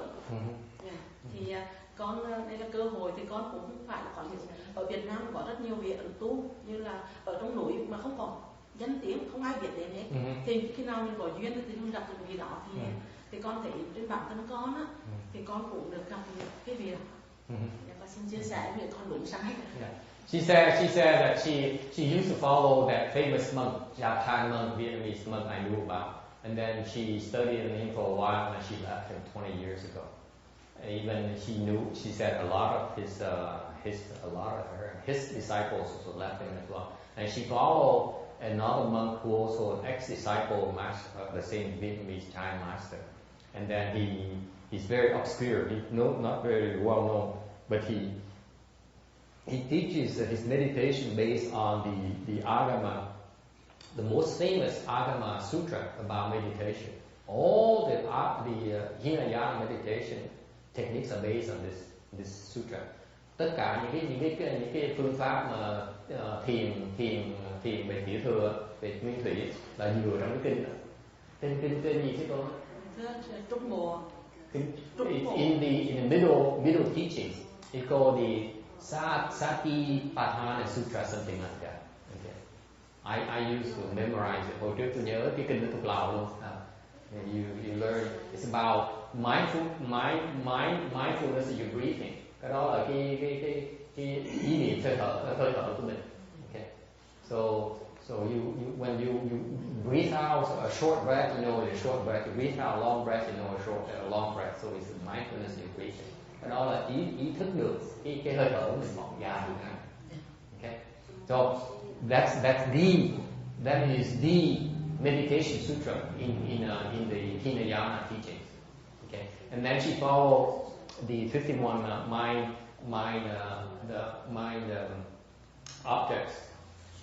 objects teaching to use her afflictions, and therefore she has some kung fu, by the way.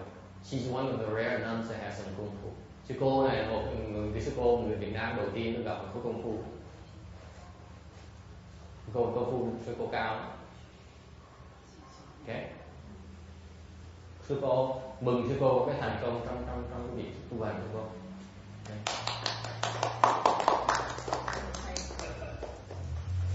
Her level was pretty good. Thành tôi thắc mắc là bữa nào muốn tôi ra gặp thầy sư cô, cái ông thầy nào tôi lạc, thành tôi ít người gặp người như vậy.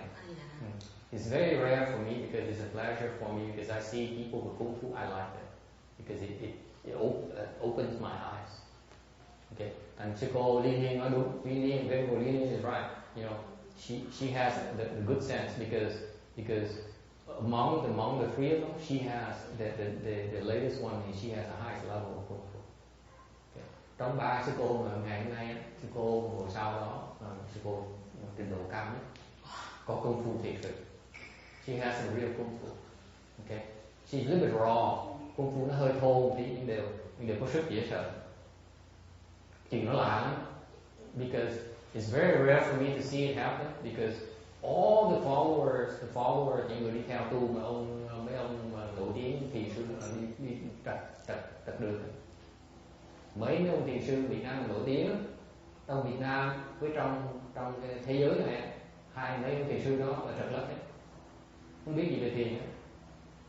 Tại sư cô bỏ đi mà mấy ông thiền nó là đứng trước sư cô lớn dễ sợ, tại vì theo họ là trật đường, đủ anh em ạ. Okay. So what happened is she has some real kung fu, and hers is very rare in the sense that her samadhi power is remarkable. Okay. Cái định lực sư cô rất là hay, rất là đặc biệt. Ít người Việt Nam tôi thấy được như vậy. Nó thiệt sư cô rất ít người. Okay, cái đó rất là hay. Nhưng đều so I'm very glad to see that. Gặp như vậy tôi mừng lắm nè. Tại tôi thấy ở Việt Nam mình Bây giờ tôi thấy phần lớn những người Việt Nam tu đều được trật đường hết. Thầy thấy sư cô đi kiếm theo một thầy mà tối tâm mà ít người biết tiếng, cái pháp nó đúng. Okay. So what happened is she did not follow the well-known masters, and she followed a real obscure one. Okay, that path is right. Only has a problem. Thì kẹt cái này thôi. Kẹt cái này thôi là sư cô đi cái đường A. What happened is that her path is right because the kung fu, samadhi power is remarkable, but she is not planting the seeds to get out of hardship. Sư cô đi đường đúng, cái luyện công đúng, nhưng đều không trồng cái種tử để thoát cái quả A-la-hán. Tại quả A-la-hán sẽ làm mình kẹt. Đại kẹt. Okay. Tại vì mình đường tu hành mình đó, là mình hai phần phải tiến bộ, phần cái gì mà trồng cái tưởng tượng thì mình thoát cái kẹt, chứ không phải là thành công. Cái thành công là cái nó thể làm mình kẹt. So I'm saying that cultivation, a couple of things. Okay, now I see something that I like. I explain to you. The couple of things is you need to progress. Okay, and then you also at the same time you need to plant the seeds so that you do not get stuck.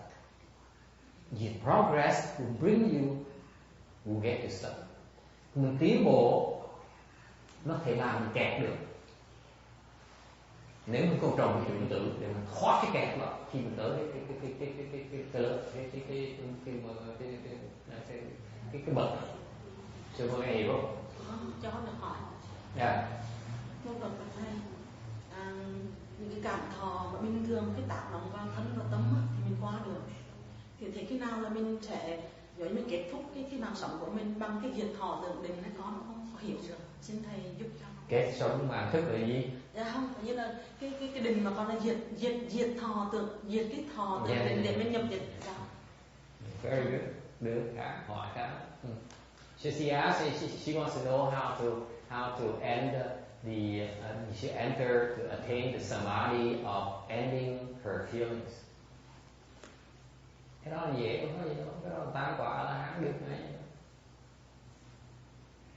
I said, it's very easy. All you have to do is get to the first stage arahantship. You know what it is right away. Gọi là tiện diệt thọ nhỏ. Sau tứ quả A-la-hán là đại diệt thọ định. I'm teasing her.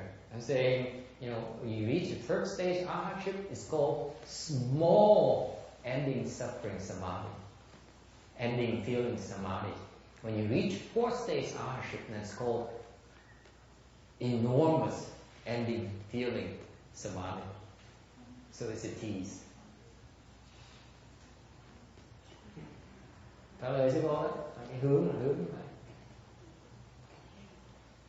Nghe hiểu không?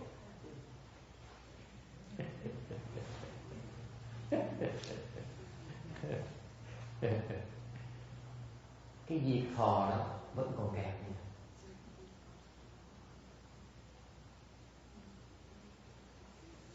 I'm telling her that ending the feeling samadhi is still you can still get stuck there. You need to plant seeds to unstuck yourself when you get there. Mình biết nó kẹt rồi, mình phải trồng cái種tử để khi mình tới đó mình không bị kẹt. Chứ cô hiểu không? Quý vị tôi trồng cái chỗ là quý vị chỉ lo tới, quý vị mình di chuyển kẹt.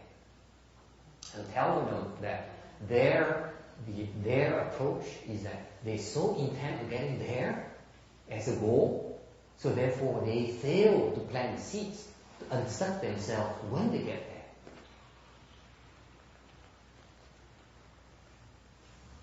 Thầy con xin phép con hỏi tiếp cái của sư cô này.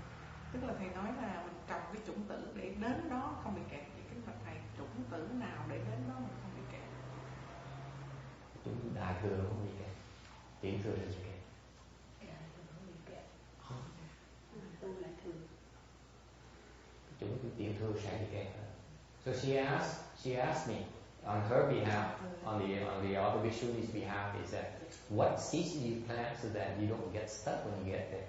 My answer is that if you plant the seeds of Mahayana seeds, okay, then you will not get stuck when you get there. You fail to plant Mahayana seeds and plant on Hinayana seeds, you will get stuck when you get there. It takes you a lot longer to figure out. Tại vì nếu không trồng cái chủng tử bây giờ á, thì lúc mình tới đó bắt đầu trồng thì nó trễ, khó như sao, khó gì. Cái nguy hiểm là cái gỡ là chúng ta không phải tới. Cái người đến cái pháp của ta, what happened is that all these guys they know of something, a jewel called that samadhi, ending of the feeling samadhi. Therefore they say, I need to get there. That's my prize. Cái mà tai hại của bên phía sư cô đi giờ là biết rằng cái đó là mục tiêu rất là đại lớn, đúng không? Phải tới đó, bằng bất cứ giá nào phải tới đó, càng sớm càng tốt, đúng không? Mình biết đường mà, cái lý nhất của đời tu hành là phải tới đó, đúng không? Mình bất cứ mọi giá nào phải tới đó, mình làm như vậy thì chị đi, mình không có chịu bỏ trồng cái chủng tử để khi mình tới đó, mình phải tiếp tục tiến bộ tiếp. Thành như vậy, khi mình tới đó rồi, mình nghĩ với đó mình gỡ, mình tiến bộ được, rất là khó. Cái còn bên đại thừa người ta tu là ta biết cái đó là cái quan trọng, nhưng mà tới đó rồi ta vẫn tiếp tục muốn tới đó, song song muốn tới đó muốn tiếp tục tu tiếp, tiến bộ tiếp. Thành như vậy không bị kẹt. Thầy cho con xin hỏi, tu đại thừa cách tu làm sao thầy? Tôi dạy bác nãy giờ mấy tháng này đại thừa nó có gì tiểu thừa đâu. Nếu như mình chùa mình tu vậy tu đại thừa à? Đại. So he says, so what is this Mahayana thing? Can you teach me about it? That's all we practice. Sư cô ai cũng mang chỉ với sư cô. Kính bạch thầy. Yeah. Như thầy nói là khi mà mình bị kẹt á, vậy là con nghĩ bữa nay hôm nay con nghĩ là thêm cái nghĩ là vậy là các vị mà tu mà đạt tới cái quả A La Hán mà tới đó cảm thấy thỏa mãn là đứng dừng là bị kẹt. Dạ. Và họ quên là trong cái pháp của họ nói cái quả A La Hán tứ quả nó là lớn nhất, không có gì hơn hết. Bên đại thừa nó có cái cột còn lớn hơn nữa. Và lo trồng đừng tiếp tục đi tiếp. Còn bên tiểu thừa họ chỉ ngừng ở đó thôi. Cao lắm là Bích Chi Phật thôi, chứ còn không thể hơn được. Bên đại thừa nó nó cao hơn nhiều. Bởi vì vậy họ có cái sự tham vọng trọng, họ muốn tới đó điều không quan trọng hơn nữa, họ quan trọng hơn nữa. Bên đại thừa mình nghĩ là tới đó mà không muốn kẹt, không được kẹt. Cái quan trọng của đại thừa nhất của đại thừa là không được kẹt, chứ không phải tới đó. The most important thing about Mahayana text is not to get there. It's not to be stuck when you get there. You get where? Wherever you want to get, you don't want to be stuck there. Right.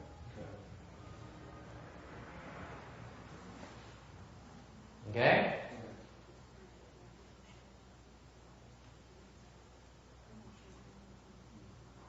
All right. Anything else?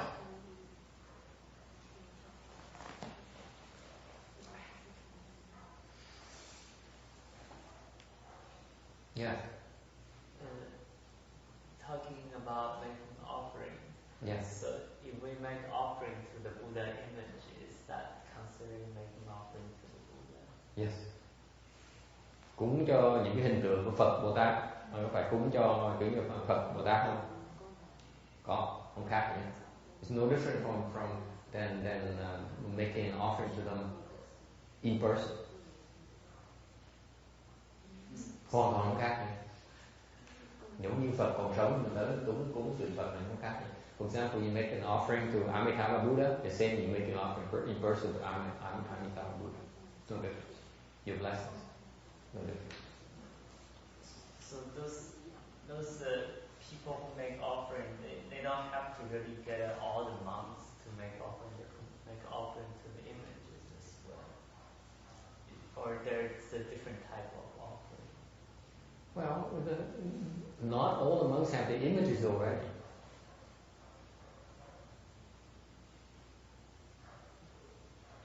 Going to the temple and make an offering to the images? Yeah, it's a different kind of blessings. You're right. You plan the blessings by cultivating and making an offering to the images, but actually when you make an offering to these sages, also the multipliers are pretty big. Sometimes even bigger. Oh, yeah. It's bigger. You make an offering, you go to the sutra in 42 sections. You make an offering to a monk or a nun who is not cultivated, and his blessing is more than making an offering to 10 million Buddhas. Is that there? Why? You know where to go and make an offering to the Buddhas. You don't know where those monks are. And they need it more than the Buddhas.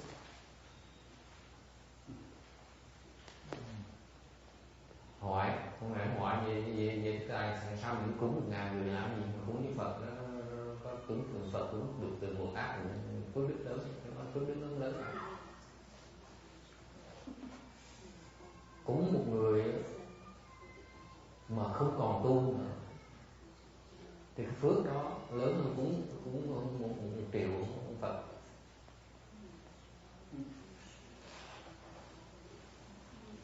Rất nhiều. Yes. I can just get back to the sutra first. Yes, I'll go back to the sutra. Is there a way to help people that have already gone into the hills and help them get out? Yeah, sure.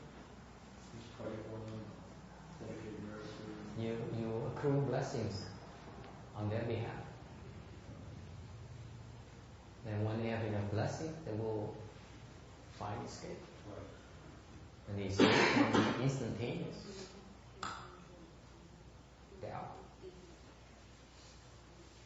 Hỏi là những người mà bị đọa đi cũng sẽ giúp người ta, thì nó tạo phước đức, giúp người ta thì cứ tích tụ phước đức cho người ta, khi mà đủ cái là thoát một chút,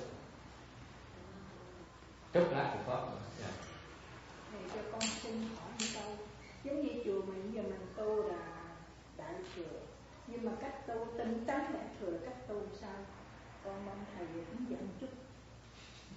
Okay.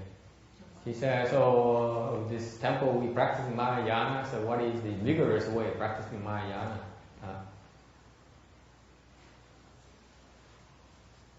Muốn tu thì phải cầu pháp thì thầy chỉ cho tu. Mỗi người tu có thầy hướng dẫn. Đại thừa, cái đại thừa mình khi mình tu không có thầy là những người nghe. Tu các đại thừa nghe. Người thầy đại thừa đến đại thừa mà tu có thầy, những người đã giàu, có phước, mới có thầy. So the question she has is, how do I practice Mahayana vigorously? So she's becoming more interested in cultivation. In cultivation, if you want to practice Mahayana vigorously, you need to have a good knowing advisor. In Mahayana, you practice Mahayana without a teacher, okay, you are not as rich, as poor, or as blessed as a person who practices Mahayana with a teacher.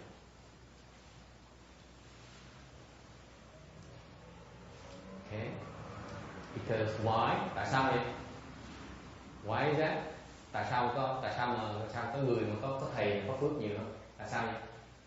Why is that?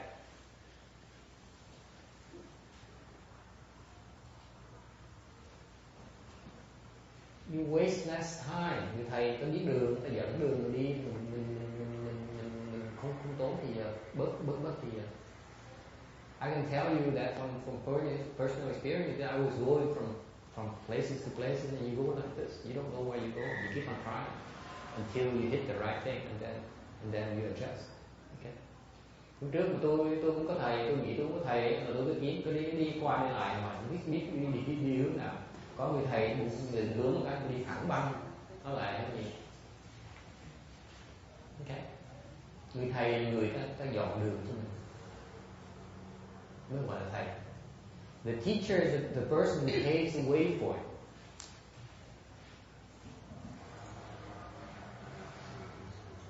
Okay. Bác con tu thì phải có phương pháp của tu. Bây giờ còn gì quan trọng nữa, tu có ý nghĩa của cái gì có hết rồi, đầy đủ rồi, gì còn thiếu thốn nữa.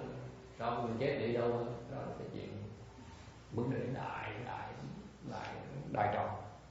I'm saying she has at her stage of life right now, she has everything, she experienced everything so far. So the only remaining thing left for her life is that she wants to have a good rebirth.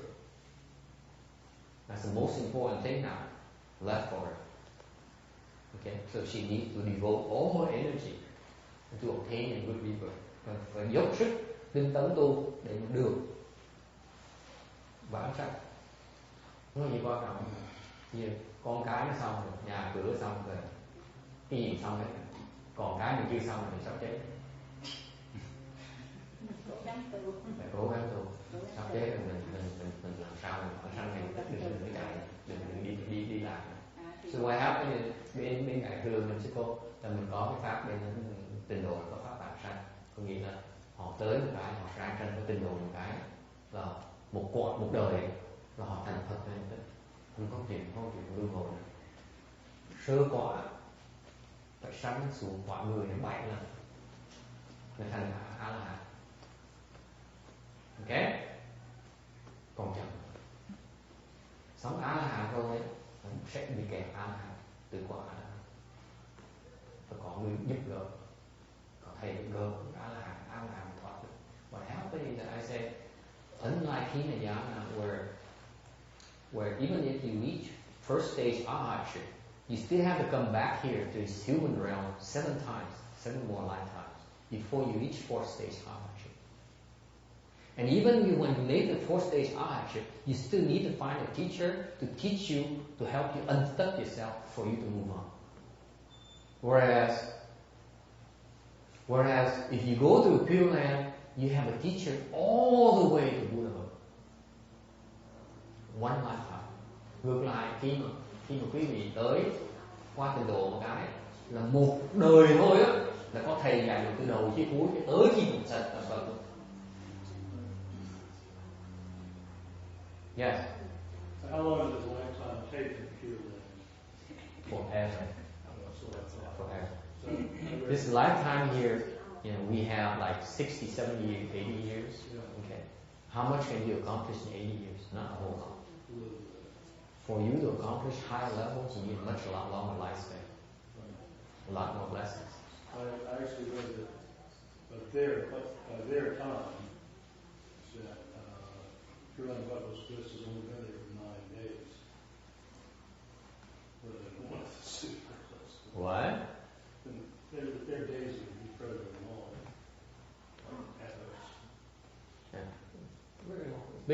Basically, you don't have to worry about lifespans anymore because it's limitless.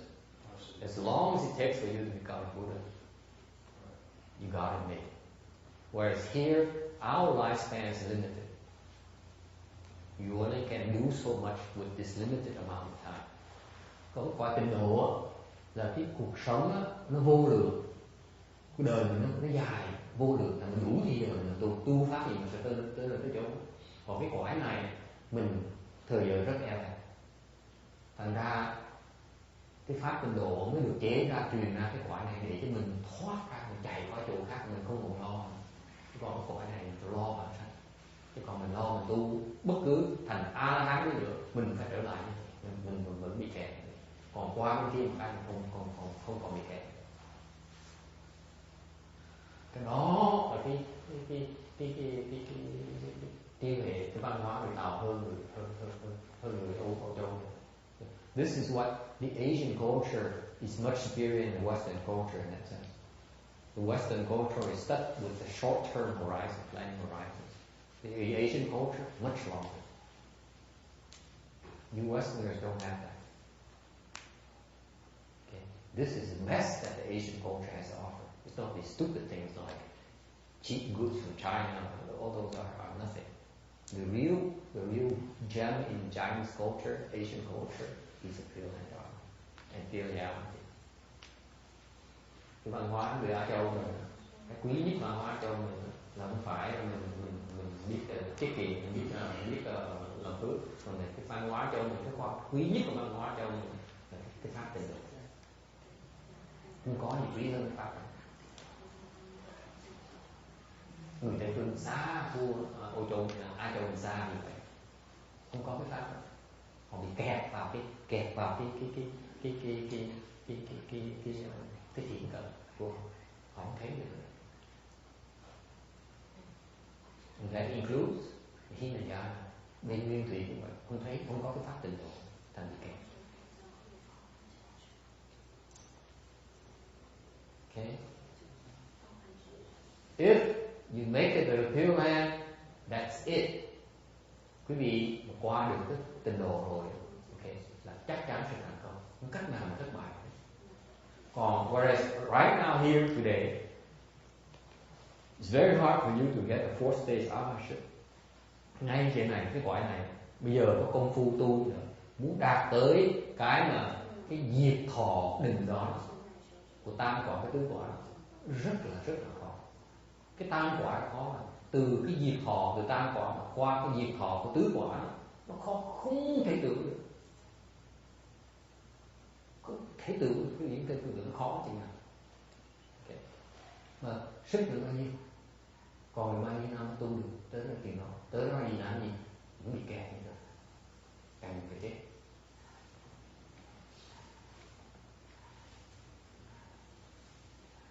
Okay.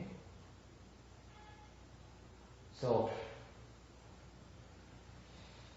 anyway, any other questions?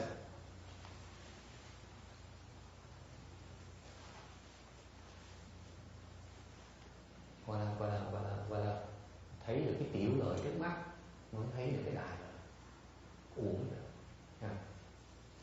Bạch thầy, con cũng thừa nhận Phật có trình độ, nhưng mà ngay bây giờ á, thì trong kinh Di Đà còn nói là ở cõi trình độ là chư thường thiền nhân cấu hội nhất xứ. Thì nếu như trong mỗi chúng sanh bậc cái tánh mà phàm phu chúng sanh mà nó nhiều thì đâu có cơ hội mà gia nhập được cõi tịnh độ đó thầy. Còn nghĩa là mỗi ngày phải huân tu, phải làm cho bào mòn những cái chủng tử, những cái tập khí mà tham sân si, màn nghi chẳng hạn, hay là những cái cắn bản phiền não, hay là cái tiểu những cái lầu hoặc vậy thầy. Tức là mình phải đoàn tận những cái lầu hoặc trong thân tâm của từng người thì mình mới có cơ hội để dựa vào cái cõi cực lạc. He says, Amitabha Sutra says that you need to, this is a place where superior people gather to cultivate. So, but normal people in our world, we are inferior. How do we, it's unlikely we can get there. Bởi vậy, cái pháp mà tịnh độ mà sư cô hiểu đó, là tôi chưa hiểu cái pháp tịnh độ này. Cái pháp tịnh độ này, cái pháp nó có thể giúp đỡ những người cắn cơ, có thể thường cắn, trúng cắn, với hạ cắn, nơi ngoài tịnh độ. Cái pháp tịnh độ nó đặc biệt cho nó. Thiền tông của sư cô tu đó là chỉ thường cắn và trúng cắn tu thôi, hạ cắn tu. Cái thiền tông không giúp người hạ cắn. Pháp tịnh độ giúp người thường cắn, giúp người trúng cắn, người hạ cắn, cũng vãng sanh được như vậy. Có cái pháp giúp người ta vãng sanh. Không thôi sao ta thoát được? Bởi cái pháp tịnh độ hay đó. Có nghĩa rằng là người hạ cắn thoát được, người hạ cắn tu thành trúng cắn tu thành thường cắn được. Thành cái tịnh độ đi hết ngày nấy cái kiếp này mình được tu hệ từ thường hạ cắn từ trúng cắn từ cắn đều tu được rồi, không cần vãng sanh đã tu được rồi. Mà nếu như người hà cắn nó tu không nổi á, mà tiến vào tịnh độ có những pháp để giúp người ta có thể thoát được ấy quá trình độ, phát sáng quá trình độ để tu thì này mình thiền tông có bất cứ thiền tông đại thừa thì tôi đến. So I say, explain to her understanding of Pure Land Dharma, Mahayana Pure Land Dharma is not complete. Because the Pure Land Mahayana Pure Land can help the superior roots, the middle roots, as well as the lower roots, potential people. Okay? Because if you go to a Chan school, the Chan school can only help the middle roots or the higher roots people, the spirit roots people. They cannot help the lower roots. The lower roots are too stupid. They don't get it. Okay? And therefore, the superior thing about the Pure Land is that even though the lower roots people, they don't get it, we still have the Dharma to help them get there. And once they get there, they got to leave. They can take as long as they need to progress. The problem with the here we have here is that our lifespan is limited. Okay? You can do so much with the rest of your life. That's why the lower roots, when you go to the Chan Dharma door, it takes you a lot longer to progress up the ladder. You don't have enough time. Người chịu cắn ở đấy, người tu đấy, ta cục màng sống, ta cục quá đi, không cách nào ta chỉ vô kịp để mà thoát được thế.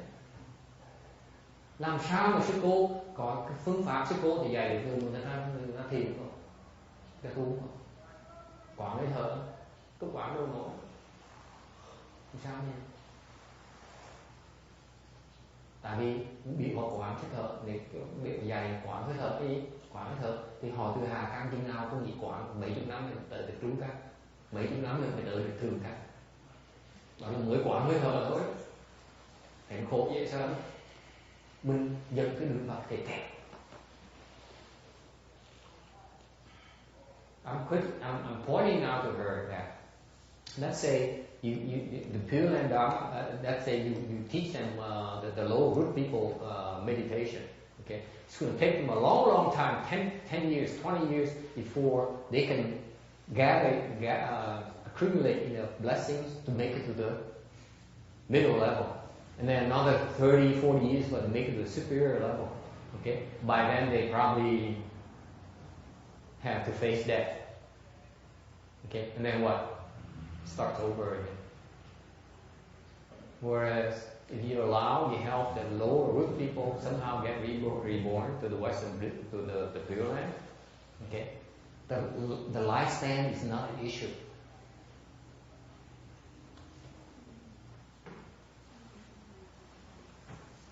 Okay? Thầy sư cô Thẩm hả?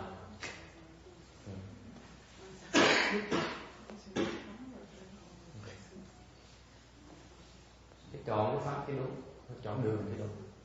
Okay. Đừng có bị cái huy hoàng, cái màu mè tạm thời nó làm như thế. I say you need to have a long-term perspective. You cannot afford to have the small term, the impressive gain you get in a short term to get you stuck.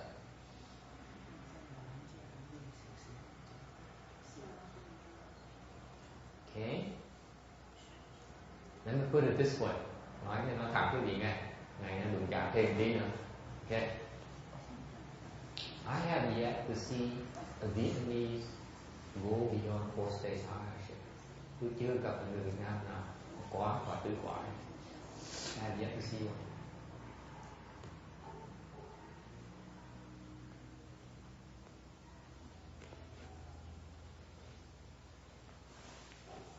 Pháp người Việt Nam là thua người ta đi. Thua sao? So the Vietnamese Dharma, cultivation Dharma, is not that good.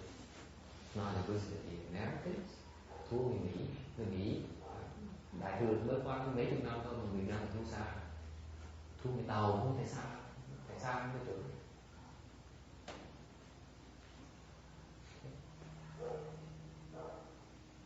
Thì nó nothing to be arrogant about.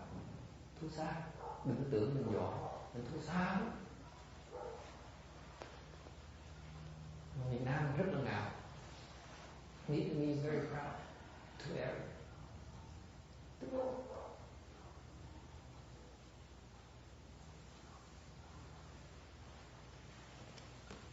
Tai hại dễ sợ chứ đâu. Mình ngạo có nghĩa là mình nghĩ mình biết đường, mình chắc chắn tới được đó, cứng nào. Đúng.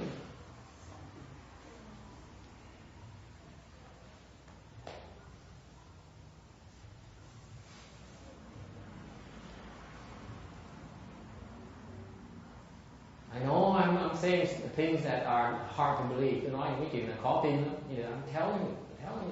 The Vietnamese are stuck big time. Việt Nam cũng là kẻ cứng với nhau đấy, kinh hoàng.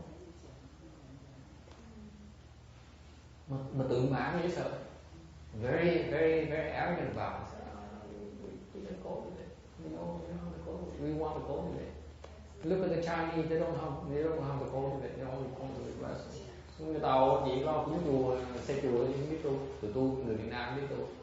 Tôi làm gì? Tôi để kẹt. Tôi trật. Yes.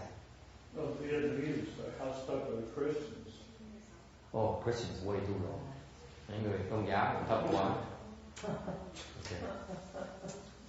There goes all my future Christian followers and contributions, donations. Nói Công giáo quá thấp. Tôi nói như vậy chắc chắn trong tương lai mình không có người Công giáo cúng cho tôi.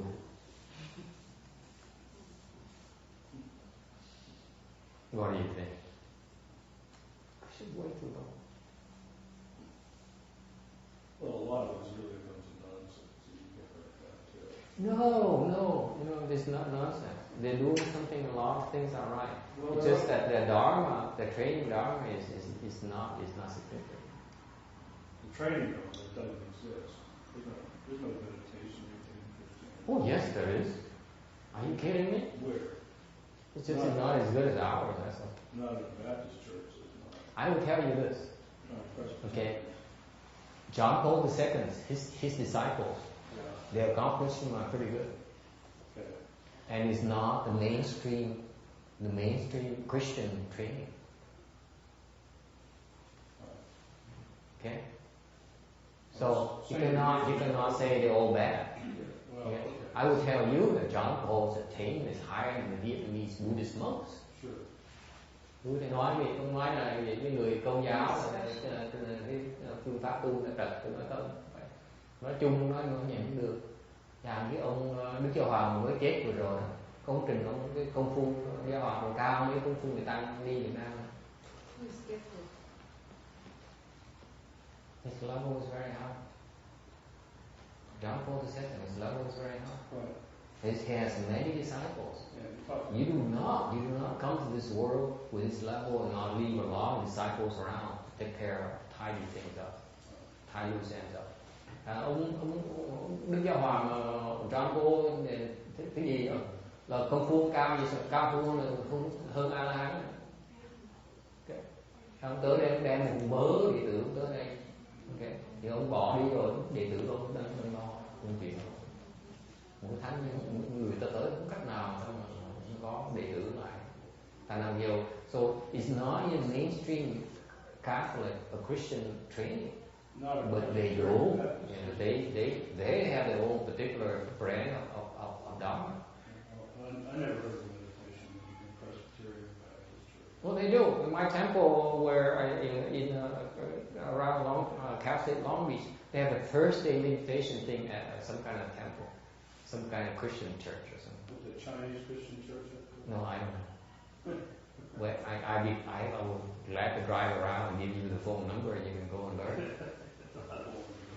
They have meditation. It's not as advanced as ours.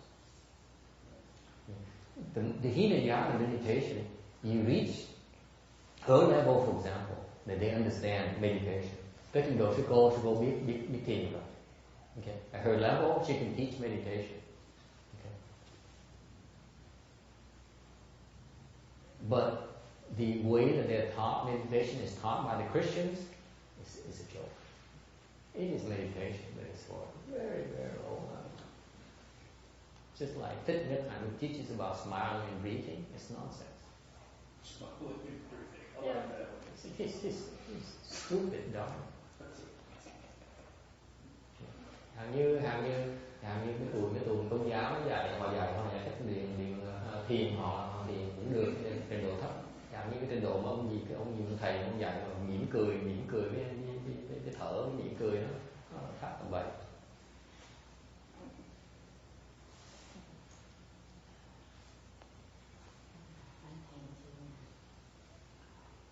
Okay.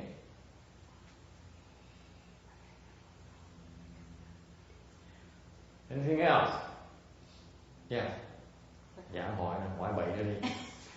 Hỏi bậy. Hỏi bậy đi. Thầy đó, thầy hàng trường đó. See? Anh tụng cái trình độ.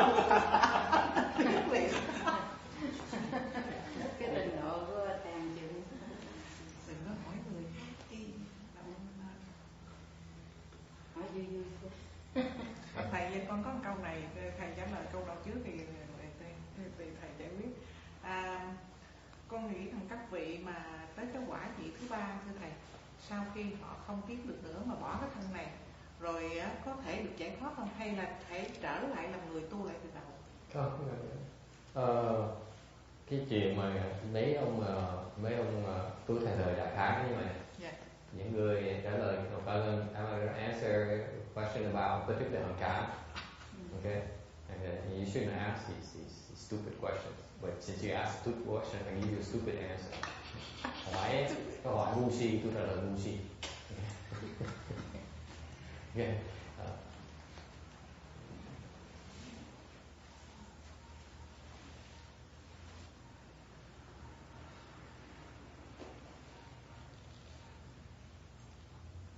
Ông đó tu hơi trật.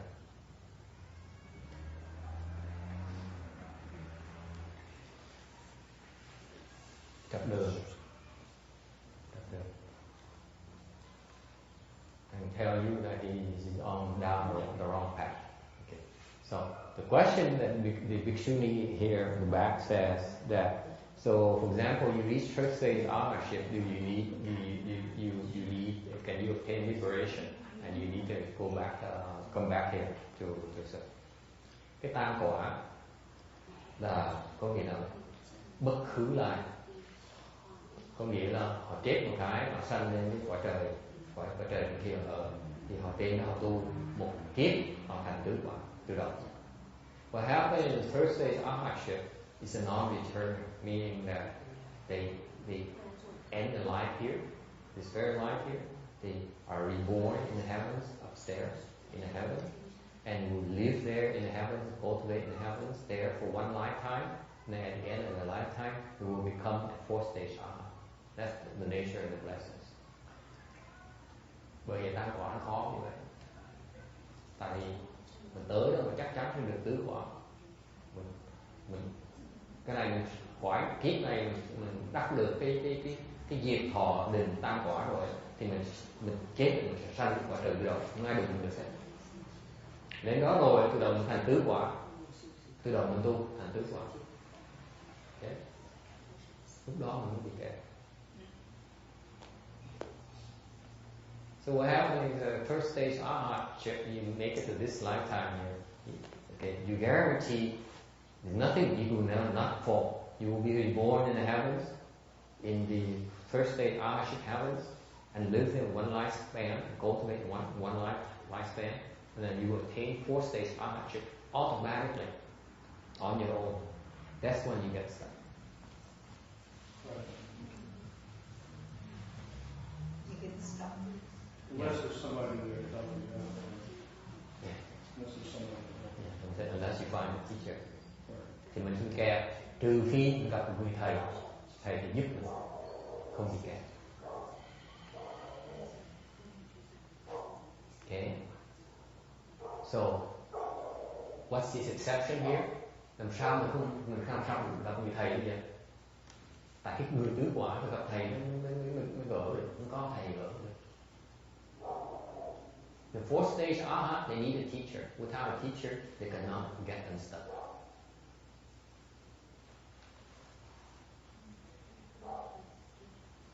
Okay? Yes? How can anyone be so unfortunate to do all that work and actually get that far? And they get stuck there. It just doesn't make any sense. Well, it takes them a lot longer. We eventually get around. Eventually, we'll come and help them out. Right. But it takes a long, long time. Is what happened is that the help cannot get there until they want it. Or they might be self-satisfied. It's not forced down the throat. Right. This is why Hinayana. My biggest criticism of Hinayana Dharma is that they're not preparing the people for that eventuality, where they eventually need further help. Okay. Thành ông này hỏi tôi cái câu hỏi hay hỏi là tới đó mình bị kẹt làm sao bây giờ? Tôi nói là bởi vì cái mà tôi chỉ trích đến tiểu thừa nguyên thủy cho nó là tại vì họ cái pháp họ hay lắm, pháp rất là hay, nhưng mà cái khổ là họ mấy ông thầy bên nguyên thủy không có sửa soạn cho đệ tử cho họ, đến khi họ đạt tới cái trình độ người thầy mà của họ, những người thầy rồi thì không có đủ cái phước báo để mà được có thầy khác tới giúp.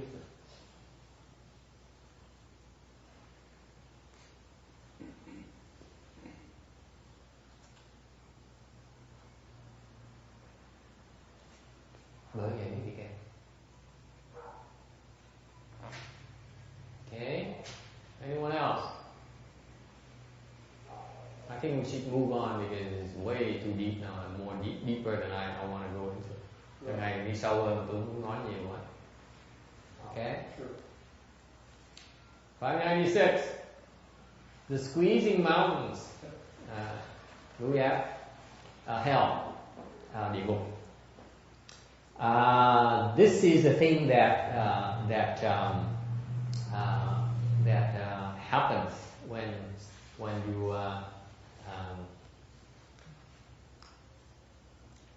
you escape from a hell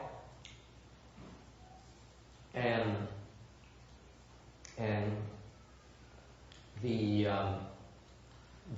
you rush outside, you feel afraid, and you see two mountains, you go in that direction, and you rush there, suddenly these two mountains move and squeeze you to death.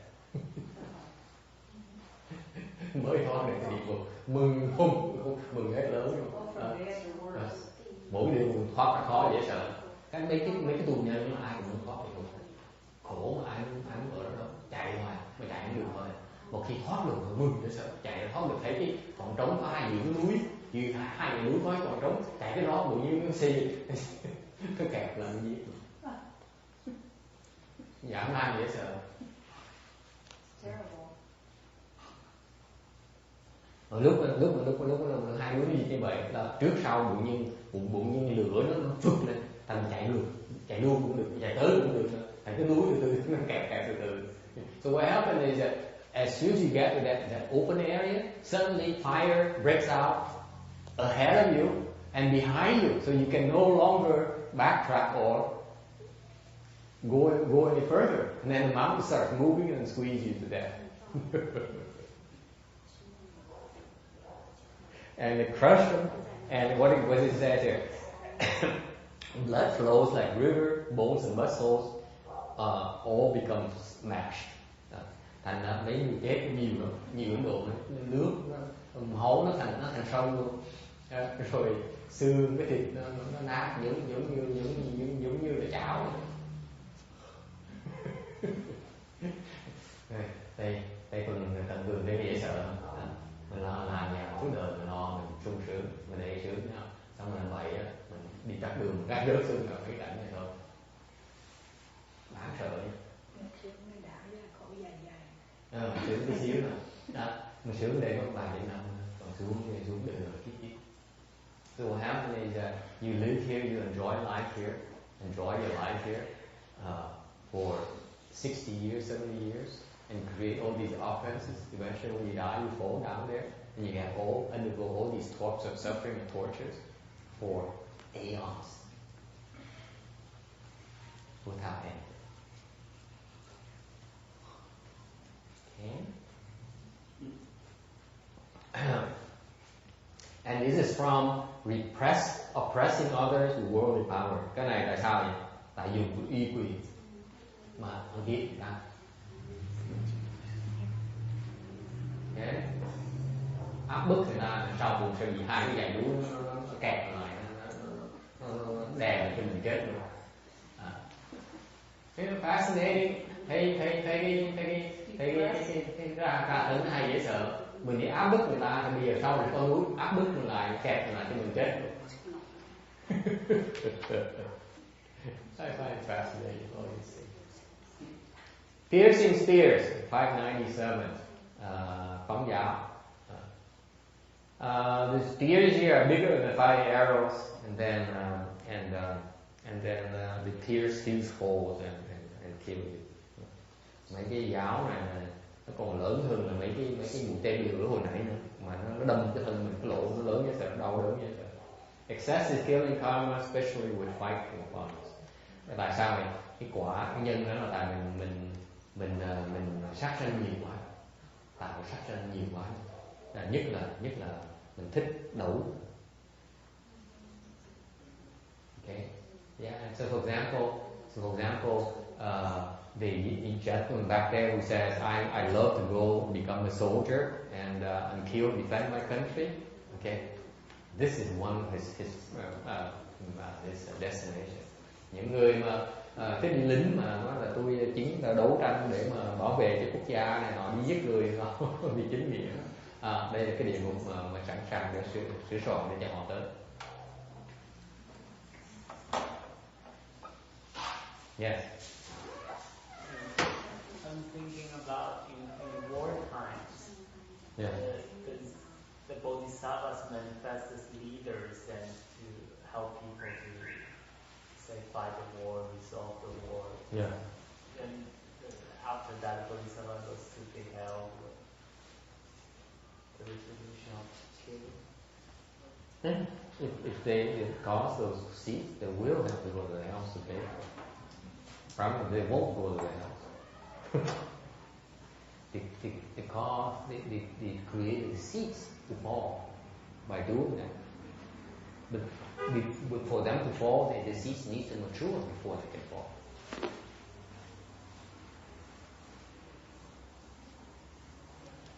Nói đây hào như những người mà Bồ Tát đã hiện ra, quốc gia cái chiến tranh ta hiện ra, ta giúp người kháng chiến này nọ, thì người ta tạo một cái chủng tử để mà trong tương lai trời rất địa ngục. Thì mình tạo nghiệp á, mình tạo chủng tử để đòi địa ngục. Điều mấy người ta ở hay chỗ ta tu pháp người ta cái chủng tử là có, nhưng đều chưa chắc ta sẽ đòi. Tại chủng tử thứ 9 mới đòi được. Okay. Yes. Master, when we listen to you explain all this, it sounds just like a story. Is there a way for us to feel it so that we don't continue to create such offenses? Cô nói là nghe giống như kể chuyện thôi, chứ không thấy có gì thật sự trong, có gì mà có cảm tưởng.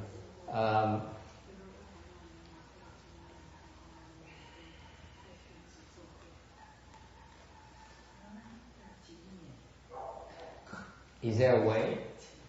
I don't know a way. If there's a way, I don't know it. You can listen to it, and then you decide that maybe down the road when you develop your spiritual powers, you can go down there and take a look yourself.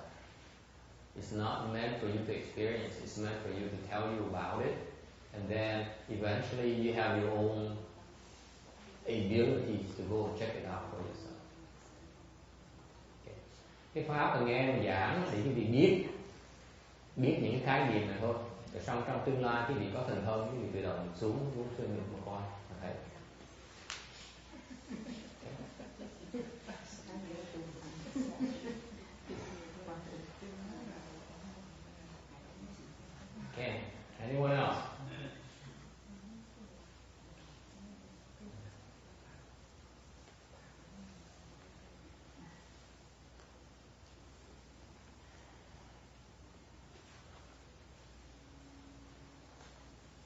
So that's why Janice, you need the cultivation is eventually you develop some fires, you can verify yourself. That's when it deepens your faith. Anh tu mình nghe cái này trước, mình nghe thôi, mình không tin lắm. Khi sau mình tu, mình có trình độ rồi, mình có thần thông rồi, mình có thể xuống thấy này, nhưng mình không tin này làm sao?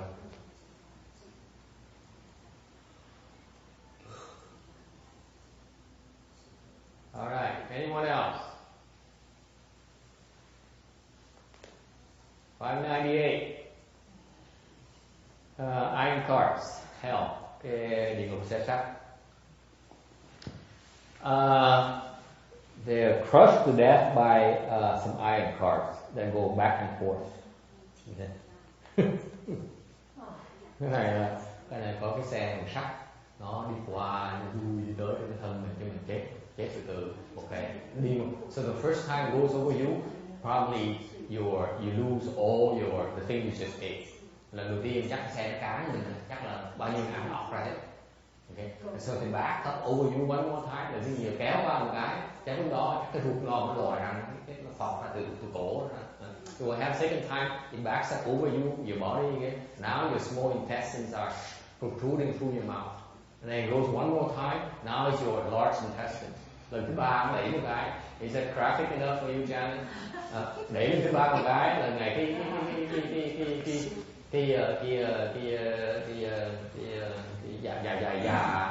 lòi ra, từ miệng nó thọt ra.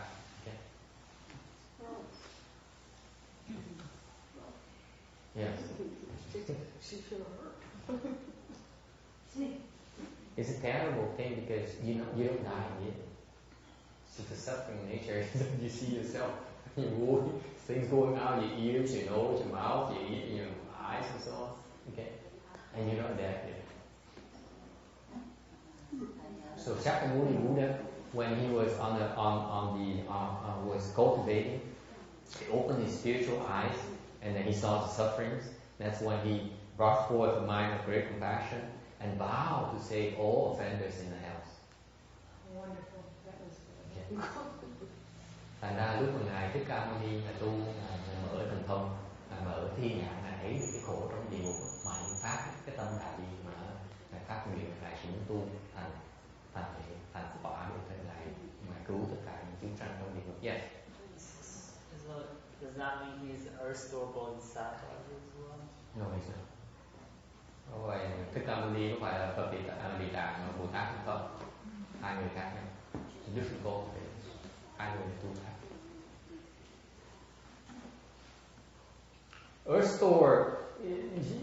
Earth Store Bodhisattva is not like he has sole property, sole access to the house. No one else can touch the house without going to Earth Store Bodhisattva. Not like that.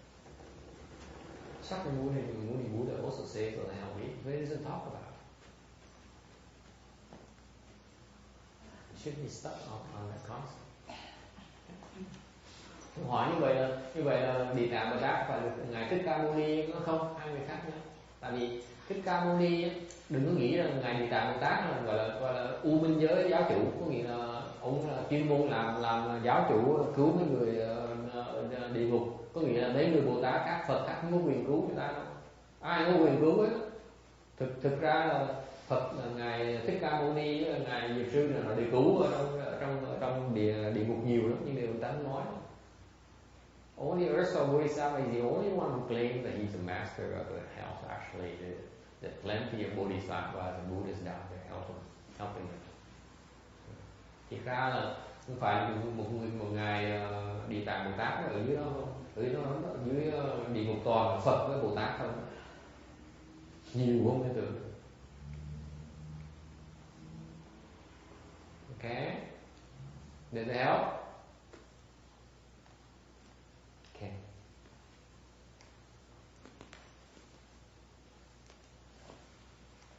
$5.99 iron beds, dường sắt. People are laid on these beds, and the ghosts then set the beds on fire. Tù nhân nó đè trên giường, xong rồi nó đốt cái giường lên lửa. And then the knives will descend from above and rise from below and chop. Đã vừa đốt cháy cái kép dễ sợ, xong dao từ trên xuống nó chặt bùng. So you have what? You have kebabs. Tại mình có ăn, quý vị ăn kebab hả?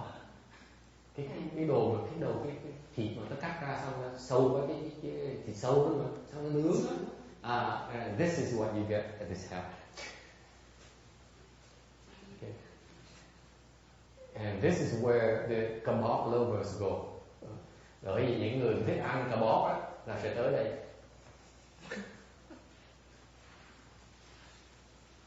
I'm kidding. Okay. This hell is for deviant sexual habits.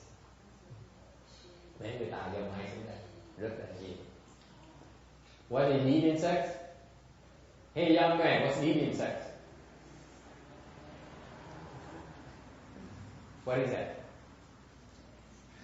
Tà dâm là gì? Tôi hỏi cậu nhỏ đó, người nhỏ tuổi nhất là tôi chọc chơi. What's deviant sex? Deviant sex, by definition, young men, and this is what Westerners have a hard time swallowing, is to have sex with outside of marriage. Cái tà dâm đó là đối với người Tây phương hơi khó chịu, chứ là đối với người Tây phương tà dâm tà dâm ở đây có nghĩa là hành dâm ngoài mà không phải vợ chồng với nhau. But what if we have a marriage intention? It's still deviant sex. Still. Mặc dù mà sắp cưới nhau nữa vẫn là tà dâm như thường. It's very clear. Okay. There's one exception I want to teach a young man here. Có một cái đặc biệt mà tôi hướng dạy ngày hôm nay thôi. Chừng nào mà thọ ngũ giới tôi mới dạy. I haven't taught any of you that đó là vậy. Có một cái pháp trong ngũ giới mà không phải tà dâm, mà ngoài trong giới người không phải vợ chồng mà làm được mà tôi cũng chưa dạy nha. That cost money. A lot of money. Lý do chưa dạy là cái này phải trả tiền nữa. Anyway. So this is the Westerners. That's what they plant the seeds for. Những cái người trẻ cái xứ này mà họ có chơi được cái trai gái với nhau nó ở đây đó, okay, họ sẽ xuống cái điều này. So all the young people, or the people in the Western world in particular, okay, with those habits, they are keeping these hells, these I am that hells, very, very filled up. Okay, I think it's only so many hells we can talk about. Okay, we don't want to go too many, okay, because I this dinner. Nói về cả diễn tả địa ngục nhiều quá. Tối nay Amy ăn tối cũng được. So I want to make sure Amy can go home and face her honey and say, honey, I have enough of the house today, but let's eat, let's have dinner. Vừa thôi không? Mình nghĩ hai đứa ngồi mình quên, tối mình ăn cơm cũng được. Chứ mà nói nhiều quá là tối mà có sức mà ăn cơm được. Okay, can we stop here today? Yes. Any questions? We have a lot of work for you. Okay, today we need to do a transference for rebirth. And then có cái pháp 49. Cái pháp này là pháp sư cô, pháp tịnh độ giúp người ta phạm sanh, người ta không sức, giúp người ta làm sanh. Hạ căn. Okay, tịnh độ pháp sắp làm.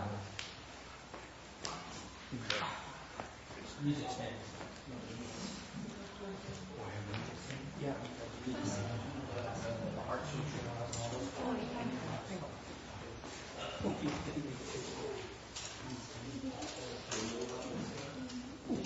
Huh? Yeah, I should move it up, and I need to save this 599.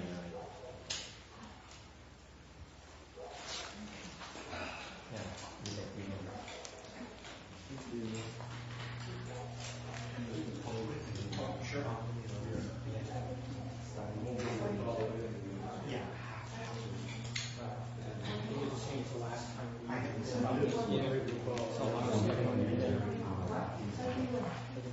the same page. The page you start on. I'm not sure. No, I have to do it.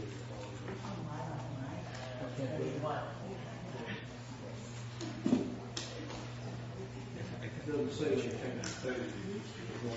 You want this? Okay, are we on page 41? Trang 41. 31? Okay, 31.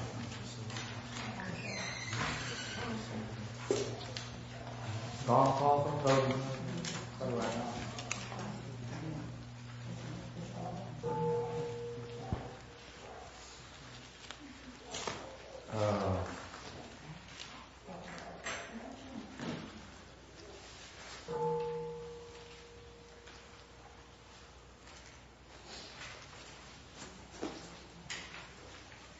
Nam mô